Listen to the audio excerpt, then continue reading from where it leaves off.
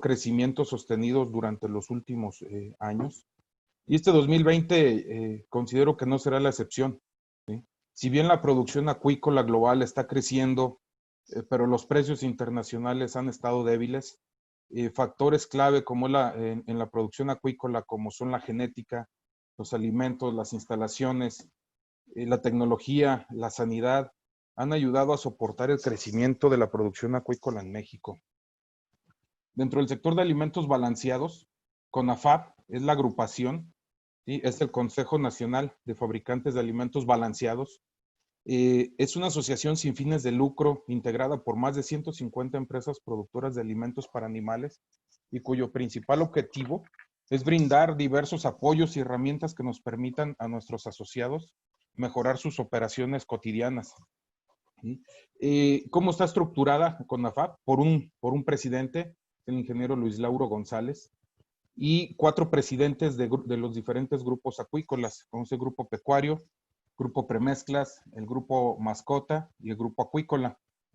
Dentro del grupo pecuario están agrupados o está conformado por la mayor parte de productores de alimento balanceado, ya sea integrados o comerciales para especies de abasto, como puede ser el pollo, el cerdo, la carne bovina, la leche, ¿sí? Otro grupo, que es el grupo de premezclas, es el grupo integrado por las empresas productoras de premezclas y aditivos y microingredientes nutricionales, componentes esenciales y claves dentro del desarrollo nutricional de las dietas. Todos estos microingredientes forman una parte esencial de cada dieta.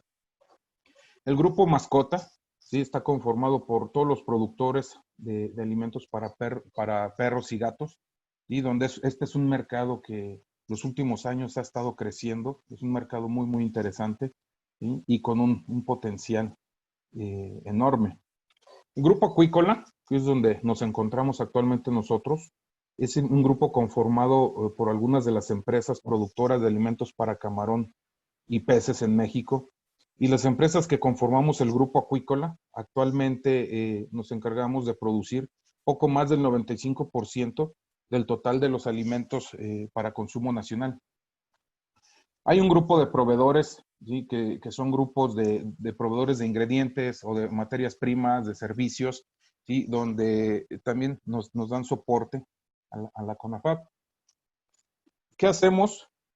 Lo que hacemos es representar y apoyar, defender los intereses legítimos de nuestros miembros y asociados a través de la interacción con entidades públicas y privadas, apoyando los esfuerzos relacionados con el suministro de materias primas, asuntos regulatorios y entre otros, además de generar información precisa y oportuna, ¿sí? que ayudan a los asociados a la toma de decisiones del día a día, ¿sí? Operamos la estructura organizativa de CONAFAB. Consiste en una junta directiva compuesta por presidente, vicepresidente, tesorero, vocales y un consejo de vigilancia, cuya función principal es liderar las acciones generales del consejo aprobadas por la junta en beneficio de los miembros, ¿sí? Además, CONAFAB opera financieramente a través de las contribuciones de cada uno de los miembros destinados a apoyar la estructura administrativa y de sus propias actividades, ¿sí? Adicional, CONAFAB es el principal enlace con Senacica para todo el tema de asuntos regulatorios para la industria de alimentos en diversos temas, como puede ser la elaboración de los manuales de buenas prácticas de fabricación de alimentos balanceados, apoyar con listas de ingredientes activos y combinaciones cuando se trata de ingredientes que hay que importarlos, ¿sí? En muchas ocasiones no están estos ingredientes dentro de las combinaciones de Senacica y apoyamos a la generación de esas combinaciones. Además de ser la fuerza motriz para los miembros defensores ante el Servicio de Administración Tributaria, con respecto a la recaudación del IVA de premezclas, aditivos y microingredientes, ¿sí? Con el apoyo de la Procuraduría para la Defensa del Contribuyente. Actividades que realiza CONAFAB. Pues actualmente somos miembros de la Junta Directiva del Consejo Técnico Consultivo de la Comisión Nacional de Sanidad Animal, integrante del Consejo Consultivo Nacional de Normalización Agroalimentaria, secretario técnico del Comité Nacional de Normalización de Alimentos Balanceados para Animales, además de participar en diferentes organizaciones empresariales como el Consejo Nacional Agropecuario, CONCAMIN, Canacintra, el Consejo Nacional de Abastos de Granos y Oleaginosas y la Alianza en Pro de Transgénicos. ¿Sí? La participación, además CONAFAB tiene participación también en organismos internacionales, ¿sí? Como es la Global Alliance of Pet Food, que es una asociación que tiene por objetivo, desde su creación, el reunir los conocimientos globales de la industria para establecer estándares en seguridad y nutrición, principalmente en mascotas. Miembro de la FID Latina. La FID Latina es la Asociación de las Industrias de Alimentos para Animales en América Latina y el Caribe, nacida en el 2007, durante la segunda edición del Global Pet Food Congress en Sao Paulo, ¿sí? Contando con 40 representantes de países latinoamericanos, entre ellos CONAFAB, además de reunirse con la FAO y decidir realizar la organización de dicha entidad. ¿Sí? Dentro de un aspecto importante dentro del grupo acuícola de CONAFAB y las empresas que lo integramos, es que nosotros tratamos de ir más allá de la proveeduría de alimentos balanceados y nos hemos enfocado en el desarrollo y capacitación de los productores acuícolas por medio de eventos virtuales como el que vamos a presenciar el día de hoy, eventos especializados de edición anual. Un ejemplo es el CONACUA, un evento especializado en la producción de camarón y que organizamos en conjunto con los acuacultores de AOME. Actualmente CONACUA se ha consolidado como el evento más importante en México y cada vez está tomando mayor importancia en Centro y Sudamérica. Un evento que crece año con año gracias al esfuerzo conjunto de ambas organizaciones. Y próximamente estamos ya planeando el lanzamiento de un evento especializado en la producción de tilapia y que estamos seguros que será un éxito este evento, además de contribuir con el desarrollo y crecimiento en la producción de tilapia en México. ¿Sí? Sin más, no me queda más que agradecerles su participación a esta jornada en busca de la eficiencia acuícola y continuamos. Damos paso al inicio de la charla del doctor Allen Davis. Adelante, doctor. Adelante, Jairo. Muchas gracias, Rosendo. Muy amable, muy gentil por tu presentación. Entonces, como mencionas, vamos a continuar. En este momento tendremos la presentación de el doctor Allen Davis. Vamos a hacer la introducción del doctor Davis. Él va a tener su presentación en relación con tendencias en la nutrición de camarones y el uso de la tecnología en las prácticas de alimentación. El doctor Davis es PhD, profesor de la Escuela de Pesquerías y Ciencias Acuáticas de la Universidad de Auburn en Alabama. Él es biólogo y químico de la Universidad de Arizona. Hizo un máster en vida silvestre y pesquerías en la Universidad de Texas A&M y es PhD en nutrición de la misma universidad. Más de 15 años con la Universidad de Auburn como profesor asociado de la Escuela de Pesquerías, Acuacultura y Ciencias Acuáticas, dedicando sus esfuerzos a la investigación, enseñanza y mejora de las tecnologías para el cultivo de especies de agua dulce y marina, con el propósito del crecimiento de las poblaciones naturales y de la acuacultura. Doctor Davis, buenos días, muchísimas gracias y por favor, adelante. Thank you very much. Let me share my screen.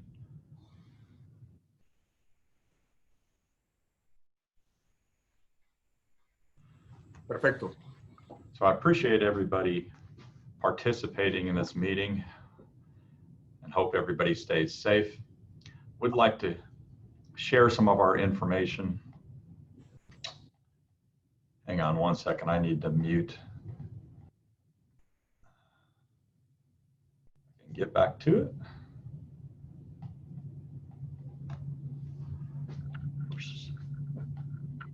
¿Estamos listos para la traducción? Maru? Anyways, we'll just lose the I'm getting both translations. Anyways, so I want to share some information with you in terms of nutrition, and then we'll talk a little bit about feed management. So one of the interesting things about aquaculture is that there's a lot of discussions on sustainability. And if we look at water and land use, very quickly as we move from extensive to intensive systems, the use of water, the use of land moves very quickly from the farm to the feed as we intensify. And so reality is, in most of our aquaculture production systems, it is the feed that determines the impact of the farm itself. And so it's the selection of the ingredients that we're using in the feed that really determines sustainability and determines how much energy, how much water, how much land actually contribute to the final production of that product. Now, I don't think that we're going to select all of our ingredients based on land and water use, but it is an interesting to look at which ingredients are at advantage and which are at a disadvantage. Because sustainability is very important to a lot of people out there and a lot of the buyers. If you look at sustainability from a feed manufacturing standpoint, this often is what we typically do because we're buying ingredients that are inexpensive.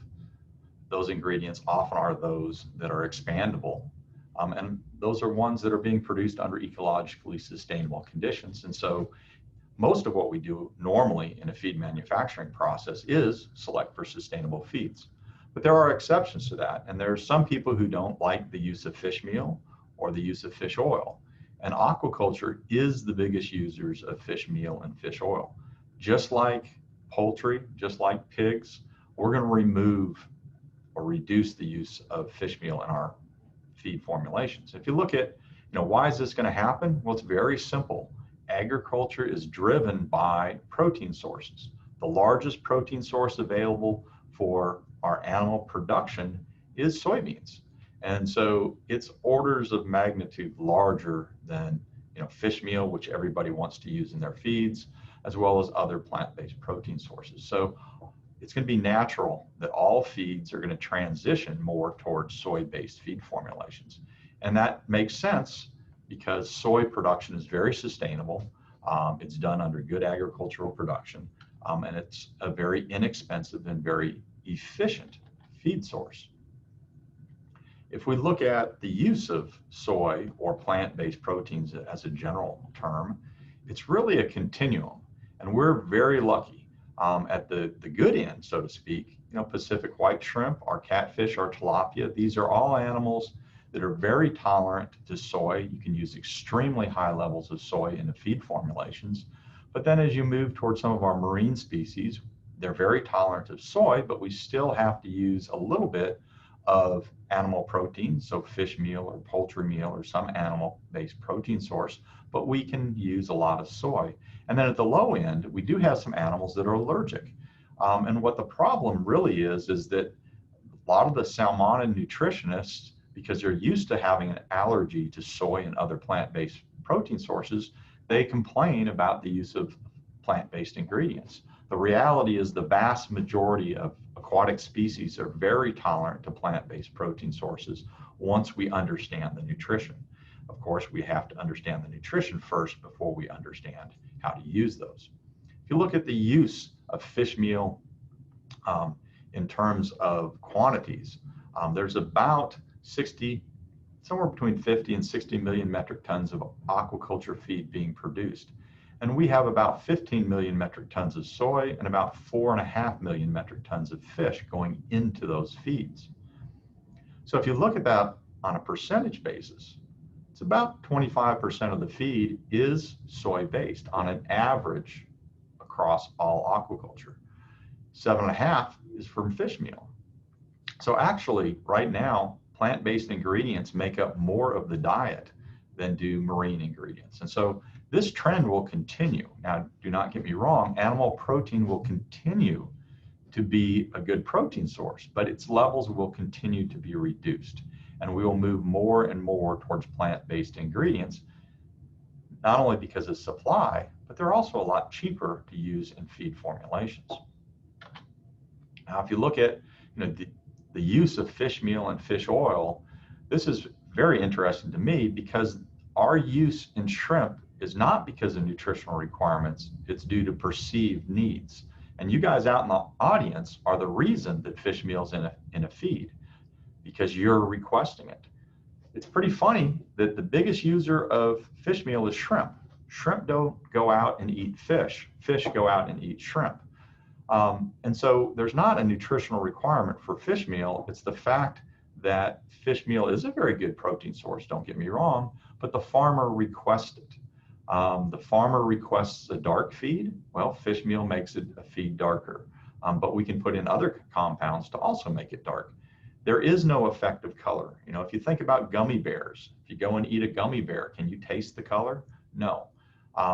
We've fed white feeds, brown feeds, green feeds. We've fed fluorescent pink feeds to shrimp. They don't care what the color is. That's just you, the farmer, wanting a specific color. It's like you preferring a white car versus a black car, but it doesn't affect the performance of the car. So again, the requirements, there is no requirement for fish meal, is usually because the farmer is requesting the fish meal. What we do have to have is a balance of nutrition. We need to make sure that the proteins or amino acids are balanced, that we provide essential fatty acids, that we provide minerals, and that we provide vitamins. So it's kind of like this barrel down here on the bottom. We want to make sure that we provide the nutrients to get as much from the feed as possible. Now, we've done a lot of work with shrimp, and we've got lots and lots of publications going back 30 some years. Just to show you a little bit of what we do, realize we start out in a laboratory where there's no natural productivity. The feed is the only source of nutrients. And then we go to these outdoor tank systems where we can have some natural productivity. Then we go out to research ponds, and then we go out to the industry. So all the recommendations for changes of feed formulations are validated under multiple systems multiple times prior to it being recommended to the feed industry. And we have a long history of working with soy-based feeds. It goes back 30 years when we first started working with feeds. And we basically went down a path where we could not only develop a soy-based feed, but also allow the farmer to feel confident in those feeds. So for example, we started off with an extruded product that was basically soybean meal with poultry byproduct meal. We got very good results with that. And so we then started replacing out larger quantities. So we replaced the fish meal in pond production conditions. And initially we put poultry meal in there to give an animal protein source. Then we took the poultry meal out, ended up with pretty much a plant-based feed. Then we looked at a lot of different soy products, a lot of different combination with other ingredients, lots of different stocking densities to look at the effects of stocking density, and then finish that off with a review. Now, more recent work, we're looking at different sources of soy. So we're going in and sourcing lots of different sources, and we're then taking those and looking at the response.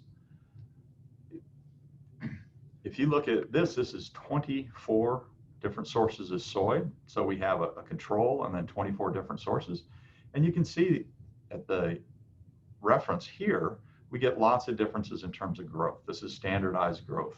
So different sources of soy, because of their characteristics, because of the country of origin, are going to give you different responses. And we want to make sure we optimize that. So we spend a lot of time trying to look at the chemical composition and how it relates to the animal and performance.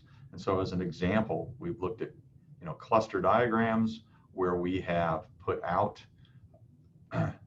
made correlations between those ingredients, looked at them in terms of protein digestibility, in terms of growth, looked at the correlations between different characteristics.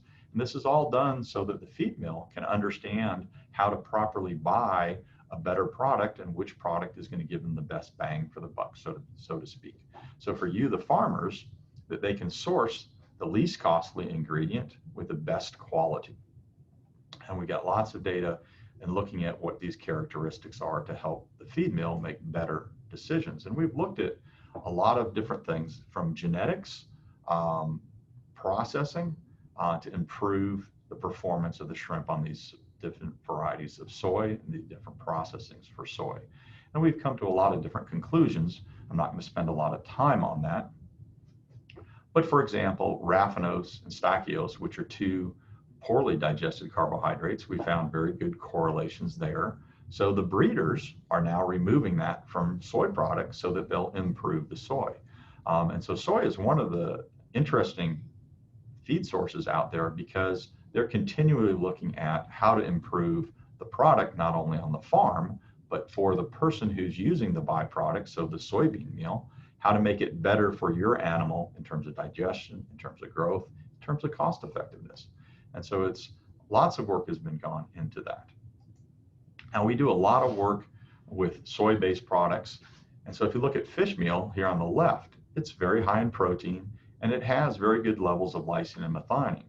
We do a lot of work where we're combining, for example, soy protein with a corn protein. In this case, it's a corn protein concentrate, but what you see right here is that the amino acid balance is out if you combine the two products. And so we do a lot of work where we're improving the balance, so it's not just a single replacement. But we've done this in the laboratory, all the way out to the pond production, and then taking it to the commercial producers. This is an example just to show you the cost effectiveness. So this was done in the laboratory. Then we went out to the ponds. So we took a corn protein concentrate and replaced fish meal. We did that incrementally. So as you can say, we're going all the way to 100% replacement of fish meal, and this is in a soy-based diet. So soy is the primary protein source. We looked at this in our outdoor ponds, and if you look at the amino acid profile, by blending properly, we get a very stable amino acid profile. So as an example, lysine and methionine. We take this out to our ponds. There's a little bit difference, but no statistical difference in terms of weights. You can see our production is extremely good. And in this case, we looked at the feed cost, or the cost of feed per kilogram of shrimp produced. And you can see here, when you have high fish meal diet, you have a much higher feed cost per unit of shrimp than if you move to a plant-based diet. Here we've cut a considerable amount of the price because we're now using a blend of soybean meal with some corn byproducts. So again, making your production more cost effective and more efficient. Now, a lot of people now are moving towards these more intensive systems. So we have looked at using these intensive systems and soy-based feeds. So this is an example of having a high fish meal diet, 20% going down to 0%. Again, we have a lot of soybean meal as straight solvent extracted soy. And then this is a modified soybean meal. So this is one of the newer products on the market. And then this is, again, our corn protein concentrate, and we're using them to balance the amino acid profile. But again, we did this at high density, so this is kind of like a biofloc type system, going from 20 down to 0. And you can see there's almost no difference and no statistical difference in most of the data. There's a little bit difference right here in our 0 fish meal diet. And the feed conversion was a little bit higher, but not much higher. And if you look at cost, most commercial feed formulations, you're not going to take 100% of the animal protein out. You're going to leave a little bit because it's more cost effective. But you can see there's very little difference across the performance. And there's a big savings in terms of costs. Now, there's a lot of interest in looking at or using fish meal. A lot of farmers want fish meal. Well, the environmentalists don't want you using fish meal. So actually, there's a lot of byproducts from aquaculture. And those are essentially a type of fish meal. I like to say that they're byproduct meals because it's not the whole fish, it's the byproducts. But these byproduct meals are, essentially a fish meal. So they make the farmer happy, but they also make the environmentalists happy because it's not coming from a wild fishery. And so we've looked at a number of these. This is one of the examples where we looked at a salmon byproduct meal and a replacement with anchovy meal. So high quality anchovy meal out of Peru, comparing that with a salmon byproduct meal, very high level of fish meal in this diet to replace them with a salmon meal. And then we also looked at a hydrolysate, which is made from the same salmon meal, but it's a hydrolysate. And you see that in these latter two diets. So looking at the typical production of the salmon byproduct meal, there's absolutely no difference in terms of performance of those animals. However, when we went to these high levels of these hydrolysates, we did have reduction in performance. And we looked at that in a little bit more detail. Now realize that hydrolysates are typically only used as an attractant or to bring bioactive compounds. We're using them at very high levels to see the effect as a protein source. And so here you have 12% salmon meal, which is produced under typical production, and then the hydrolyzed version of that. So this is basically short chain amino acids, but they're identical products other than one is an intact protein, the other is a hydrolysate. And again, just looking at the use of it as a protein source. So these are very high levels, higher than you typically use this type of a product. And what we saw is, again, as you came up to these higher levels, you then had decrease in performance. So again, all of this is balancing nutrition and understanding the constraints of any given product. So when we look at our feed formulations, there's a lot of things that we look for, and we balance our amino acids by mixing these different protein sources. One of the problems with this is there's a lot of information out in the literature, and these are good intentions. But for example, this, where it was a survey of feed industry, and what they do is they basically have implied that the requirements for amino acids are much higher than they actually are.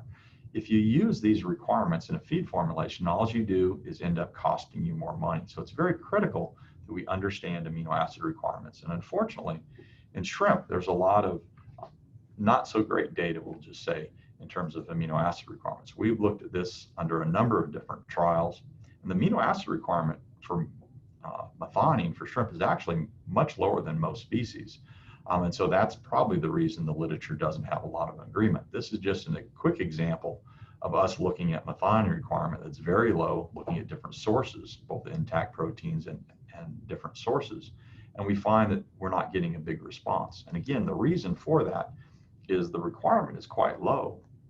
And a commercial feed formulation, it's actually hard to get the requirement or below where that requirement is to see a response. And we've looked at this just as an example. Another example using intact protein sources, and just to show the data, you can see there's no real clear trend in there. So this is one of the things that the nutritionists really need to work on, is looking at the amino acid requirements and refining them. We've got some good data on intact protein sources.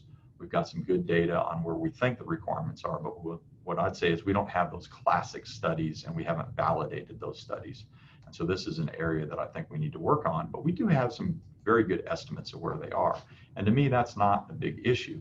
The issue that I see for the future is really meeting these essential fatty acid requirements. So remember, not only are we a big user of fish meal, we're also a big user of fish oil. And fish oil is limited in supply. The world quantity of fish oil is limited, and this is our major source for these essential fatty acids. So when we look at replacing fish meal, fish oil, you also have some other peripheral things that happen. So for example, cholesterol, that's a major source of cholesterol in our feed formulations. And so another potential issue as we move down this road is where are we going to get cholesterol? And cholesterol right now comes basically from our marine protein sources, some of our terrestrial oil sources, but marine sources are actually quite high, and that's been a source. There's a lot of different ways we can meet this. We can simply reduce our use of fish oil down to a minimum level, about 10% of the oil. We can also, use spray-dried phytoplankton. We can use heterotrophic algae. And now, coming onto the market, we have some metabolically modified terrestrial crops. So for example, canola, there's 2 or 3 different companies that are moving this to the market. To me, these 2 are viable, but they're very expensive. And I don't think the cost is going to come down as low as you can potentially bring down the cost with a modified canola oil. So we've looked at this modified canola oil, and this is a little bit of a complicated graph, but we have a diet that has a little bit of fish meal in it. So there's a little bit of DHA from that fish meal, and you can see our DHA levels quite high. We get no differences in terms of the response and we can go to 100% of this modified canola oil that has a fair amount of DHA. But when we go to 100% of the modified canola oil and we have no other sources of DHA, it's just right at the requirement. And so these are field trials. They're not in commercial production yet, so that DHA level is still coming up. But right now, we can probably get 95% of the oil removed, but we're going to have just a little bit in there. But this is a really good source, it looks like, of DHA, and it's probably going to be much less costly than some of these other sources. And so look for this coming to the market. I think it's going to be a good solution. The other problem we run into is cholesterol. And there's not a lot of information on cholesterol requirements and the replacement of it with phytosterols. But that's probably what's going to happen is we're going to replace some of the cholesterol with phytosterols, and then we're going to need a source of cholesterol. We're just going to have to solve that problem, but right now there's very limited and it's very expensive. So that is a bottleneck for future development of aquaculture. So if you look at, feed formulations, all these companies produce very nice, well-balanced nutrition. There's a lot of other supplements that might be used, acidifiers, enzymes, bioactive compounds. We simply don't have time to cover everything. But if you produce a well-balanced feed formulation, you're going to get good performance. And we can reduce the price of our feeds simply by using more of these plant-based ingredients, soybean meal being the primary protein source there. We do not have to have fish meal in our feed formulations. We can get fine performance in our grow-out feeds without it. Now, I want to talk a little bit about feed management. Again, we could also talk for a very long time about feed management, but we do a lot of work improving feed management. And the reason we do that is because we can save more money probably changing our feed management than actually changing the nutrition. Not that nutrition is not important, but feed management, if you're not good at it, you can have a very poor economic return. So we spend a lot of time on this. And lately, we've been working a lot with automatic feeders, timer feeders, or acoustic feeders. And just want to show you a little bit of that data in terms of the responses. And this is an example where we're looking at optimizing a timer feeder, basically. But we looked at 4 feedings per day and increased the level of feed going into the tanks with the animals. And then we also looked at a automatic feeder.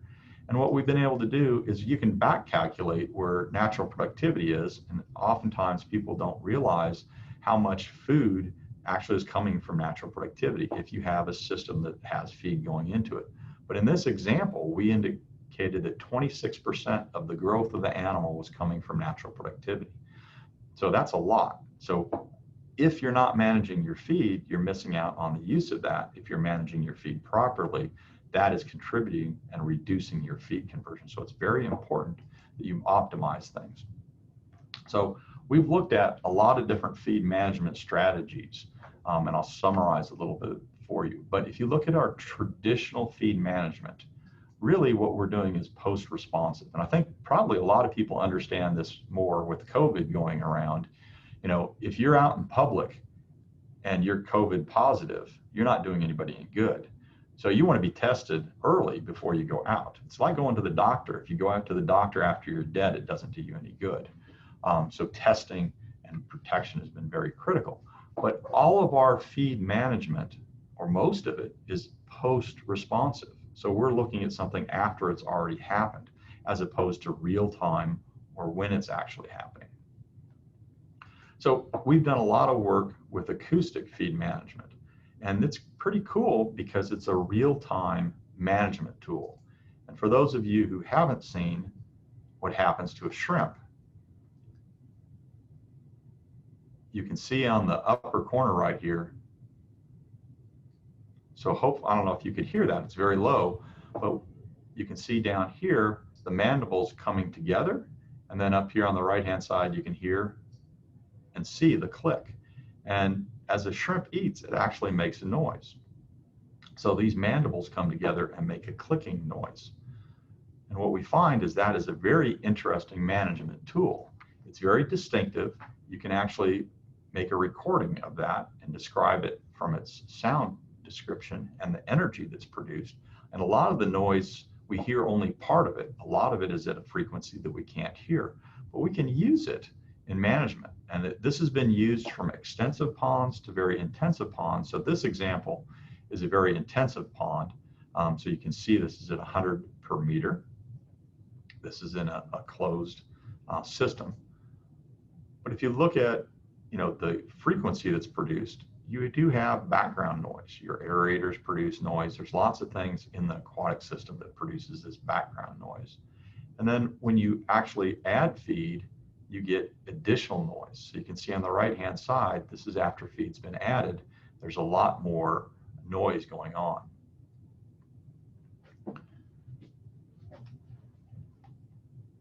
So if you look at this, there's a clear acoustic signal that's given off by the shrimp. We can filter out the noise that's produced by the aeration, but keep the noise that's produced by the shrimp. And this is done with AQ1 system.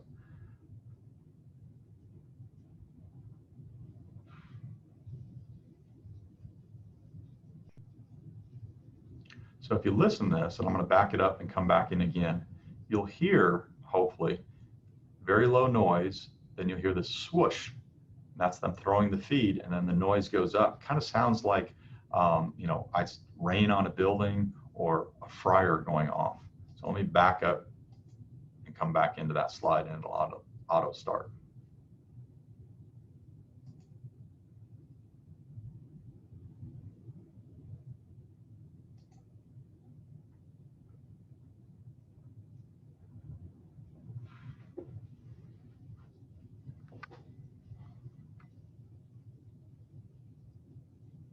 So hopefully you can hear that. As I said, it sounds like maybe you're frying something or it's raining on its tin roof. But what happens is, if you look at this, this is what the AQ1 system does. This is a 1 hour interval. The blue lines represent the spinning of the feeder. And so here it's throwing out a test feed, listening to the response. And if there is a response, it's then going to go ahead and initiate feeding. So it initiates feed based on what it fed last time, listens to the response, and then this response is going down, so it adjusts itself and it feeds less. That response stays about the same, so it keeps going for about 45 minutes, but then the response gets stronger. So there's more noise being made, which means they're eating faster. So consequently, it feeds more, and then the system shuts down after about an hour, allow the shrimp to clean up what's out there, and then it reinitiates itself. So this is actually real-time measurement of what's going on with the shrimp. And it's really interesting because we can use it for feed management, which is what the commercial application is. We can, doesn't always work, but it seems to give a good indication of the population or the stocking density. But also shows you the variation in feed activity, molt cycle, water quality, mortalities, oncoming of a disease, all you can see because the shrimp are going to shift how they're consuming things. We've been using it to look at the characteristics of diets. We've been using it right now in the field for feed management, and we're now using it for looking at different feeds. So just as an example, this is extruded and pelleted feed, and you can see the energy signature is a little bit different. So different feeds will produce a different energy signal, but this technology can be used in a range of sizes of ponds, stocking densities, but it's real-time measurement. So again, we've been looking at this. This is kind of what I call science meeting the Stone Age, traditional management versus the more modern management, and we do this through our full production cycle. As an average production, what I say is in traditional 2 feedings per day, we could do 110 to 120 day production cycle. We get about 4,500 kilos per hectare at our facility. We get about a 26 gram shrimp. We have a feed conversion of around 1:1 because we manage the feed very closely. And we run, as I said, 110 to 120 day cycles. By moving to acoustic systems and automatic feeding systems, we've cut our production cycle by 30 days. We're now producing about 7,000 kilos per hectare at the same stocking density. we're getting about a 32-gram animal. We still have a 1-to-1 feed conversion, but we're at 90 days now. So if you look at the use of acoustic technologies or the optimization of feed management using automatic feeders, we've had improvements of about 25 to 30%. In our case, we've almost doubled our production by making that move. So to show you some examples of work with this, this is optimizing our timer feeders. So we're still looking at timer feeders, but last year or 2 years ago, we looked at optimizing the use of the timer feeder, validating the AQ1 at the same time. This was done at 26 animals per meter. So again, using a timer feeder or using acoustic feeders. And basically, what you see is we went up, and then we had 3 different feed management strategies going through the full production down to just over 90 days, okay? Our production from those ponds at 130%, so this would be relative to our standard feed management, 26 grams, going up to about 27, then to 29, and then the AQ1, we got 32 grams. But as you can see, even though we increased our production as we increased the amount of feed using automatic feeders, the AQ1 still produced the best. Feed conversions, of course, are very good because we're conservative across the board when we're feeding. And if you look at our production costs and our partial income, the AQ1 system still produced a much better income for us. And so we think it's a much better system. You can optimize automatic feeders, but the AQ1 we still think is the best option. So what we did is we took that data from 2 years ago and we kind of spliced it together. So coming up to this point of the first arrow, basically our feed management worked, but then these fell off. So we had to go to our higher feed management. And then of course the AQ1 took over. So what we did is we used that data to create a feed curve for automatic feeders. And then we also spliced those together. So what we did is we combined our feed management systems from the previous year to give a new feed management system. And last year we looked at a very simple thing: feed during the day, feed only at night, or feed 24 hours a day. And we gave the same quantity of feed and the same number of feedings whenever we did this. We also looked at the AQ1 in comparison. And you can see the AQ1 still did better, got about the same weights, survivals, production with all 3 treatments. So there was no real advantage of feeding during the day or feeding at night or feeding 24 hours as long as you gave the same quantity of feed. But there was clear, and if you look at our electrical use, what we found is that when we fed at nighttime, especially when all the feed went in at night, we had more days where oxygen was low and we used our aeration a lot more. And that makes sense because at nighttime, when you're adding that feed, that's an added oxygen demand. So that's going to cause you to have to use more aeration. So to me, yeah, you can feed at night, but it's going to cause you to use more aeration and have more oxygen problems, okay? So we don't recommend feeding at night. It's also hard to have your people feed at night. It's a lot more management problems. Now we validated some of these results in tanks, but just to show you kind of the response in terms of numbers of feedings, and we've done a number of different trials with looking at number of feedings, but this is just one example. It's a little bit complicated, but what we have is the number of feedings represented by 4, 6, 8, 12. And then we have day and night, so nighttime, 24 hours a day. And then the plus represents adding more feed. And if you look at across our studies, you kind of see this graph on the right. The more feedings you do, the more feed you can put into a system up to some point. And so you see at low feedings, as we increase the number of feedings, we actually got better performance of those animals, okay? But then it falls off because we're not optimizing the amount of feed for the number of feedings. If you look at comparison of increasing the feed by 15%, right here to here, you see a little bit of a benefit at 6%. But if you go to 12 feedings per day, you get a much better increase. And so the more feedings that you have, the better off the shrimp are going to do, and the potential that you can put in more feed occurs. And we've seen this across many, many studies. And consequently, the reason we promote the use of automatic feeders or use of increasing the number of feedings however you can do it. If you look at hand feeding, it can be optimized. If you look at automated feeding with just a timer, it can be optimized. The key is to give as many feedings as you can. And if you're doing things by hand, you can reduce the area that you're feeding, use the same labor, and actually use more feedings, okay? So whatever you have to do to get more feedings, you're probably going to see a better response, even if it means reducing the area.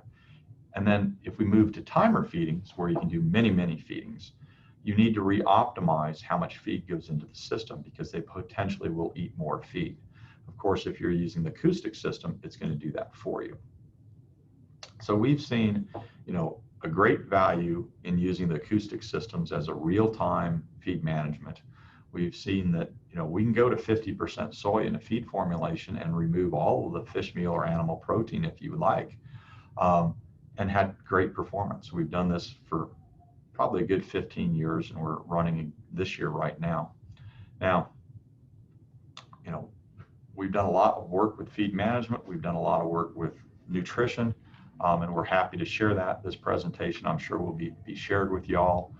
So if you've got questions, you're welcome to give me a call, and hopefully we have time for more questions. And with that, I'd just like to recognize the fact that, it's not me that does all the work. I've got a huge group of students who make this happen, a lot of research scientists and visiting scientists that allow us to do this. And with that, I will turn back over to Jairo. Muchas gracias, Dr. Davis. Muy amable, muy gentil, excelente presentación, concreta. Bueno, como les mencioné a todos, en la opción de chat que encuentran ustedes en la parte inferior, se pueden ir desarrollando las preguntas. Hasta el momento no hemos recibido ninguna pregunta. Los insto, por favor, para que lo hagamos con el propósito de abrir ya la opción de preguntas para el Dr. Davis. Entonces, vamos a hacer, entonces, a partir de este momento, por 10 minutos más, son las 10:07, y vamos a estar hasta las 10:17 con la oportunidad para hacer preguntas. Mientras ustedes las van escribiendo en sus chats, quiero compartir con ustedes algo para darles oportunidad de que puedan ir escribiendo sus preguntas. Disculpen, vamos a compartir algo. Mientras tanto, ustedes perfectamente pueden ir observando sus preguntas.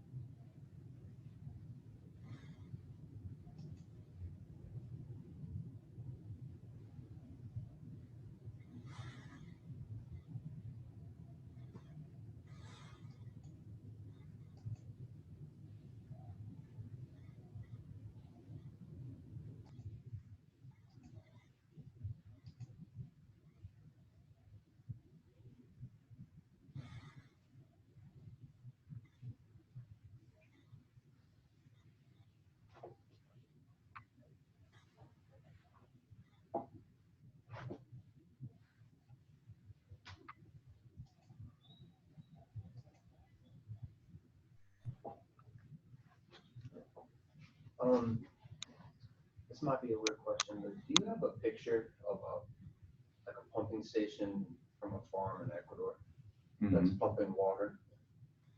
Lots of them. Could you send me some? Or are they like on SharePoint somewhere? No, they're not. No tengo en este momento. They're not. I'm in a meeting, but they're not. They're messed up. Anyways. I can do it later if you remind me. Sure. Okay.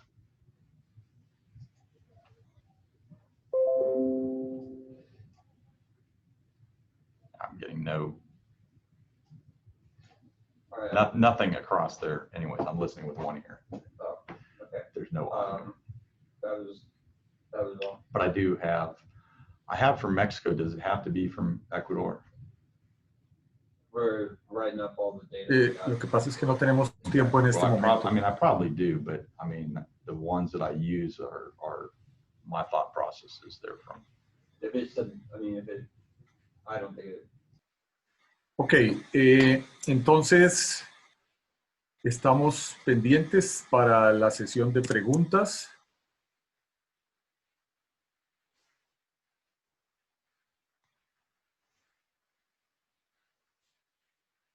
Vamos a revisar entonces qué tenemos como preguntas. Bueno, ya hay varias preguntas acá. Vamos a proceder a realizarlas, por favor, para que las personas que tienen a su cargo la traducción nos apoyen con ello. Aquí hay una primera pregunta. Hace el señor José Pablo Morales. ¿Estamos copiando? Por favor, ¿me confirman?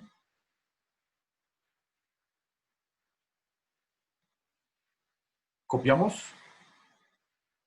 Alguien que me responda, por favor. Sea Elsa.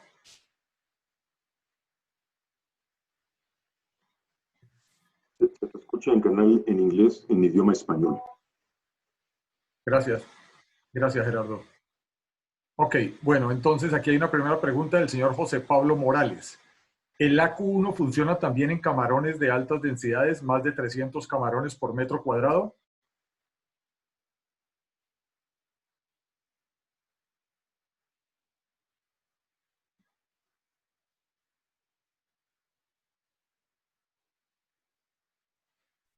Elsa Amaro, did you get that from the Spanish into the English channel? I don't know if our speakers got the question from Jairo.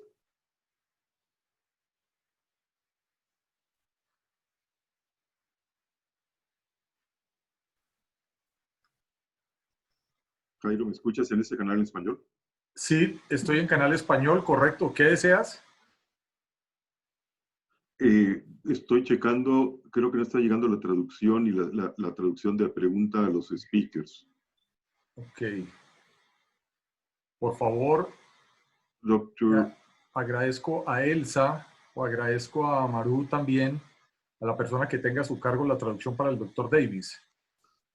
Jairo, creo que no sé en qué canal estés, porque se te escucha hablando en español en canal inglés.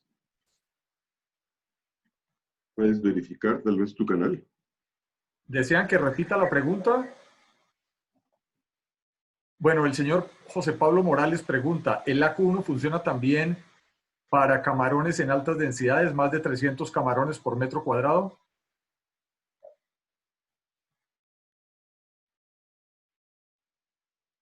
Lo apagué, ¿no? No. ¿Puedes un detalle técnico tenemos con Estefanía, nos está informando sobre intérprete en el canal en inglés? Hay que confirmar la disponibilidad ahí. Elsa Amaro. Jairo, habla Mark. No estoy escuchando la traducción en inglés.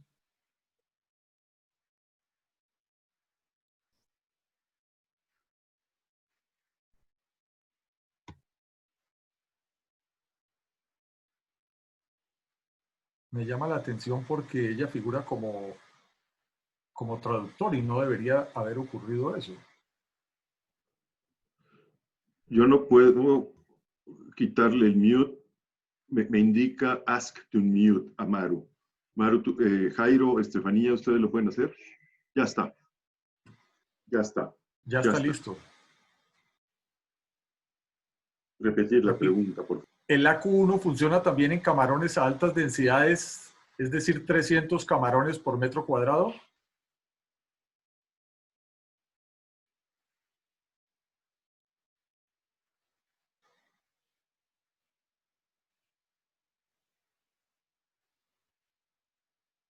Parece que no la copió tampoco.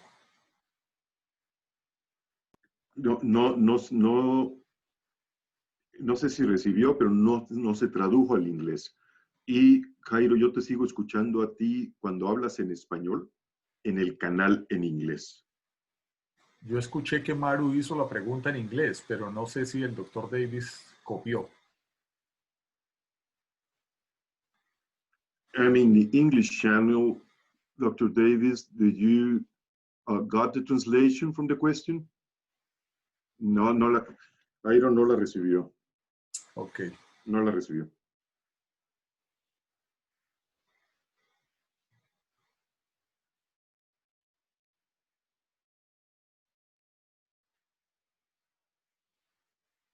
Ahí la acaban de hacer en inglés. Yo estoy en canal en inglés y no escucho la traducción.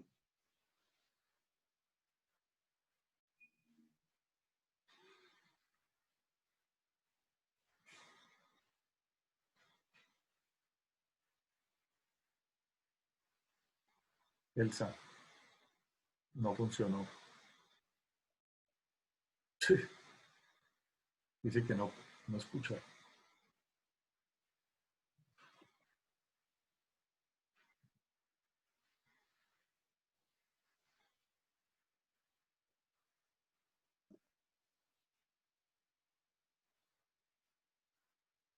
Que él está on mute. ¿Por qué?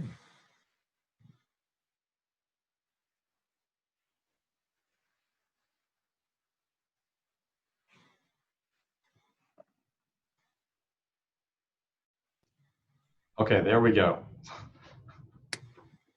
So I apologize, but we were not able to unmute me until just now. So at high density, the AQ1 works fine. I've seen it working in very large ponds, so up to 10 hectares at low density. And I've seen it working in very high intensive systems where we're talking 200 to 500 shrimp per meter. There are things that interfere with the signal. So you do have to have enough signal for the system to work. So for example, if you're at low density and the shrimp are small, you have to wait till the shrimp get big enough before you can actually use the system. But it works across many, many different production systems. Perfecto. Una siguiente pregunta del señor Manuel Álvarez. ¿Cuál es el mayor porcentaje de pasta de soya que se puede incluir en alimento para camarón y cuánto si se combina con soya extruida?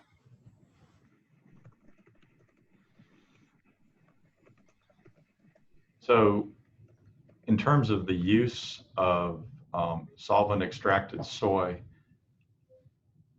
I don't have an upper limit in that we've used extremely high levels, but you do have realistic processing limits. So realize that when you get beyond 50% soy in a feed formulation, there's processing issues. We commonly use up to 50% soy in feed formulations for shrimp. So to me, that's kind of a practical upper limit. It's not a nutritional upper limit. It's probably somewhere in the 60% of the diet range. You can't use only soy as the protein source because you have to balance your amino acid profile. So you need a little bit of something else. But we basically use soy along with some other protein source. So for example, corn protein concentrate to balance the amino acid profile, and used 100% plant-based ingredients. Now, 100% plant-based diet is usually not cost-effective in most countries. Usually having a little bit of animal protein is the most economical. But, you know, from a nutritional standpoint, there's really not an upper limit. As I said, examples I showed you is 50% of the diet is soy, and then we have about 6 or 8% of the diet from another protein source. Ok, muy bien. Tenemos una pregunta del señor Jesús Endejas. Dice, doctor Davis, ¿es posible compartir una tabla de alimentación ideal cuando se está usando un alimentador automático de timer debido a que no hay suficiente existencia en el medio del AQ1 como una vía para optimizar la alimentación en granjas semi-intensivas, es decir, menos de 20 camarones por metro cuadrado? So as I said, I've seen the AQ1 work as low as somewhere around 6 or 8 shrimp per meter. So the automatic feeders do work at low density. They work to high density, but you do have to change your management. You do have to understand how the automatic feeders work, and your people have to, accept that technology. Automatic feeders do not work on all farms under all conditions, and a lot of the times it's because of the biologist not wanting to accept the technology, or there's other constraints. So we've seen where on farms moving to an automatic feeder does not increase performance because there's some other constraint on that farm in terms of water quality or other issues. But the vast majority, 95% of the times where I've seen automatic feeders applied or the acoustic system applied, it has worked and they've improved their performance. But as I said, you do have to optimize the system, and you do have to have the genetics, you have to have the water quality, you have to have the quality of feed to get the improvement in performance. In terms of, pelleted versus extruded, the extruded feeds produce less fines, so they tend to work a little bit better with the automatic feeding systems. But there's lots and lots of farms that I've seen with a lot of different feeds that work fine. Ok, gracias. Tenemos bastantes preguntas, más de 26 entre comentarios y preguntas. Muchísimas gracias. Vamos a atender 2 preguntas más y nos comprometemos a dar a vuelta de correo respuesta a las preguntas que se han realizado. Dentro de ellas hay una que pregunta por las presentaciones. Es correcto, las presentaciones se van a compartir al final, tanto la grabación como las presentaciones. Y esto lo haremos a través de CONAFAB. Ok, hay una pregunta adicional acá y es, considerando el reemplazo de colesterol por DHA, ¿cuál es el ratio de reemplazo recomendado?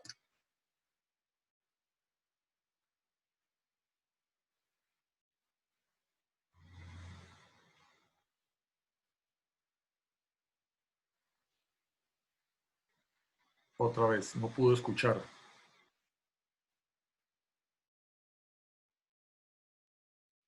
Pero nadie lo ha tocado. No sé qué está sucediendo. Alan Davis dice solicitar para reactivar el audio. No sé por qué está sucediendo eso. Pero bueno, ahí nuevamente le dimos opción. Can you repeat the question? I did not get that in English. I can hear the Spanish if I switch channels, but I did not get an English translation on that question. Perfecto. Considerando el reemplazo de colesterol por DHA, ¿cuál es el ratio recomendado de reemplazo? No, dice que no puede escuchar. So I'm not hearing anything over the English channel.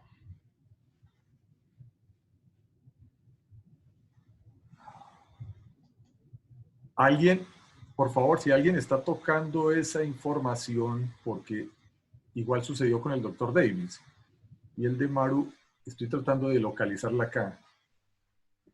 Tenemos una lista bastante considerable de asistentes y se cambia el canal cada rato. Ya le pedí a Maru que que retire el mute, ya está. Ok, repito la pregunta. Sí, aquí tengo a Maru, claro, es que estaba bloqueada ella. Considerando el reemplazo de colesterol por DHA, ¿cuál es el ratio recomendado de reemplazo?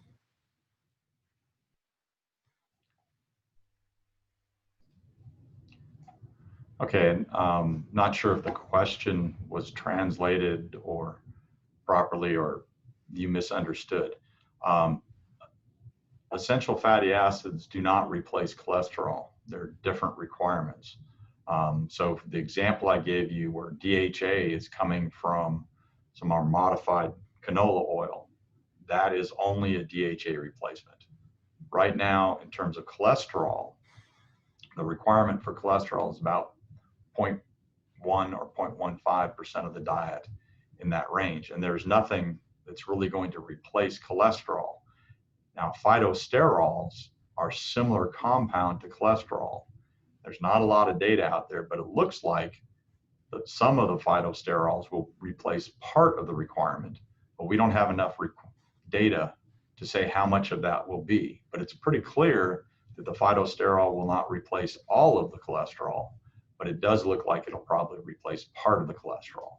And phytosterol is a very generic name. There's lots of different types of phytosterols, so it's probably not going to be all the phytosterols. But they do look like you can at least use them as a partial replacement. But unfortunately, there's not a lot of data on that. So to me, the issues for future that we have to solve is where do we get those highly unsaturated fatty acids, DHA in particular, and where are we going to get cholesterol? Because right now the only source is basically from sheep wool or from our marine oil sources, which are fairly high levels of cholesterol. Perfecto. Ok, vámonos con la última pregunta de esta sección y la hace el señor Jesús Sendejas. Por favor, ¿puede darnos el requerimiento de metionina para el camarón?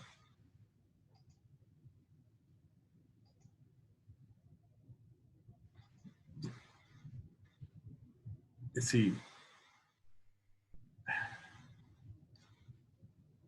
No sé quién le está haciendo eso. Tenemos... So I apologize, but I'm basically not getting anything over the English channel. I can hear hydro if I switch to both channels or go to the Spanish channel. ¿Hago la pregunta nuevamente? Please repeat the request. Ok.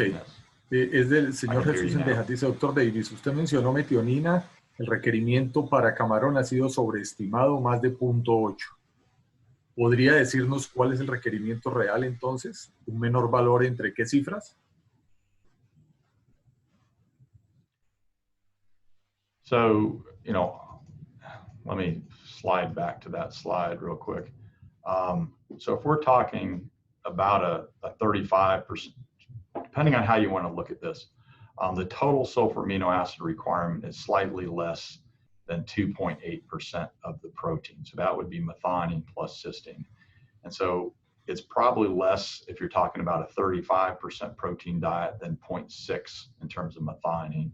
And the total sulfur amino acid would be 0.98 in a 35% protein diet. But to get a diet below 2.8% as a total sulfur amino acid requirement is actually pretty difficult to do in feed formulations.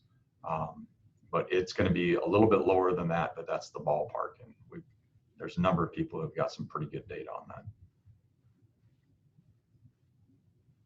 Perfecto. Ya con esto finalizamos entonces la sesión de preguntas. Algunas quedaron pendientes que, como les reitero, las vamos a responder directamente a cada persona que la realizó. Pueden seguirlas elaborando junto con las otras presentaciones que vamos a tener. Pregunto, ¿el señor John Hargraves se encuentra ya presente?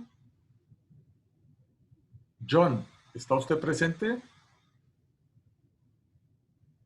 Estoy tratando de ubicarlo aquí en el listado. Por ahora, muchísimas gracias, doctor Davis. Si es tan gentil, nos puede acompañar con las otras dos presentaciones. Está el doctor Hargraves, está su video abierto, pero tiene su micrófono bloqueado. Ok, estoy tratando de ubicarlo, Gerardo, gracias. A propósito, aprovecho para agradecer a Gerardo y a los compañeros Luis Bustamante y principalmente a Estefanía, que es nuestra asistente aquí detrás de cortinas, ayudándonos con todo lo que tiene que ver con esta presentación. Estoy tratando de ubicar a John, pero no lo encuentro. No lo encuentro en el listado. Bueno, esto nos sirve también para que tengamos unos 2 minuticos de descanso y podamos ir a tomar agua, un café, una galleta. Y estamos hablando de 10:29. A las 10:30 nos encontramos acá nuevamente mientras organizamos la presentación de... Estamos aquí ya con el señor Hargraves. Muy bien. John. Hello. He compartido pantalla contigo ya. Entonces, vamos a avanzar para estar con John. Tenemos todavía 1 minuto y medio para que las personas tengan el tiempo suficiente para su café.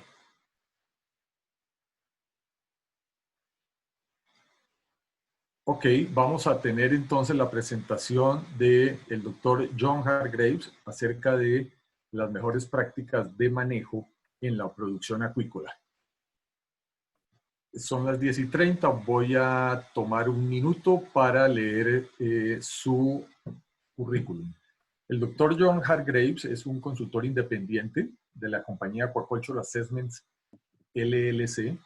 Él es biólogo y antropólogo de Hampshire College. Tiene un máster de la Escuela de Pesquerías y Ciencias Acuáticas de Auburn y un PhD en acuacultura de la Universidad de Luisiana.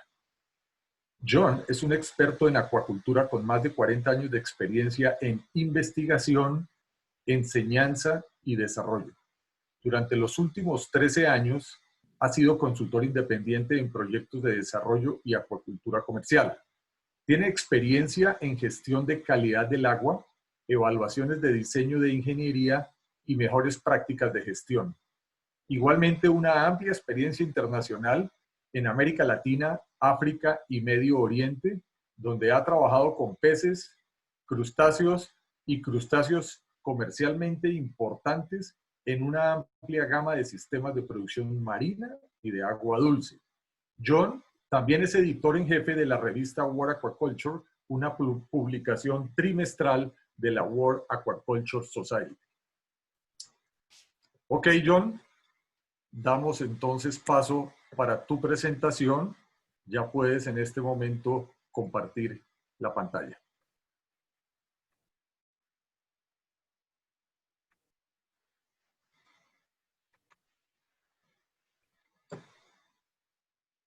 Good morning, everybody. Can you hear me? Excelente.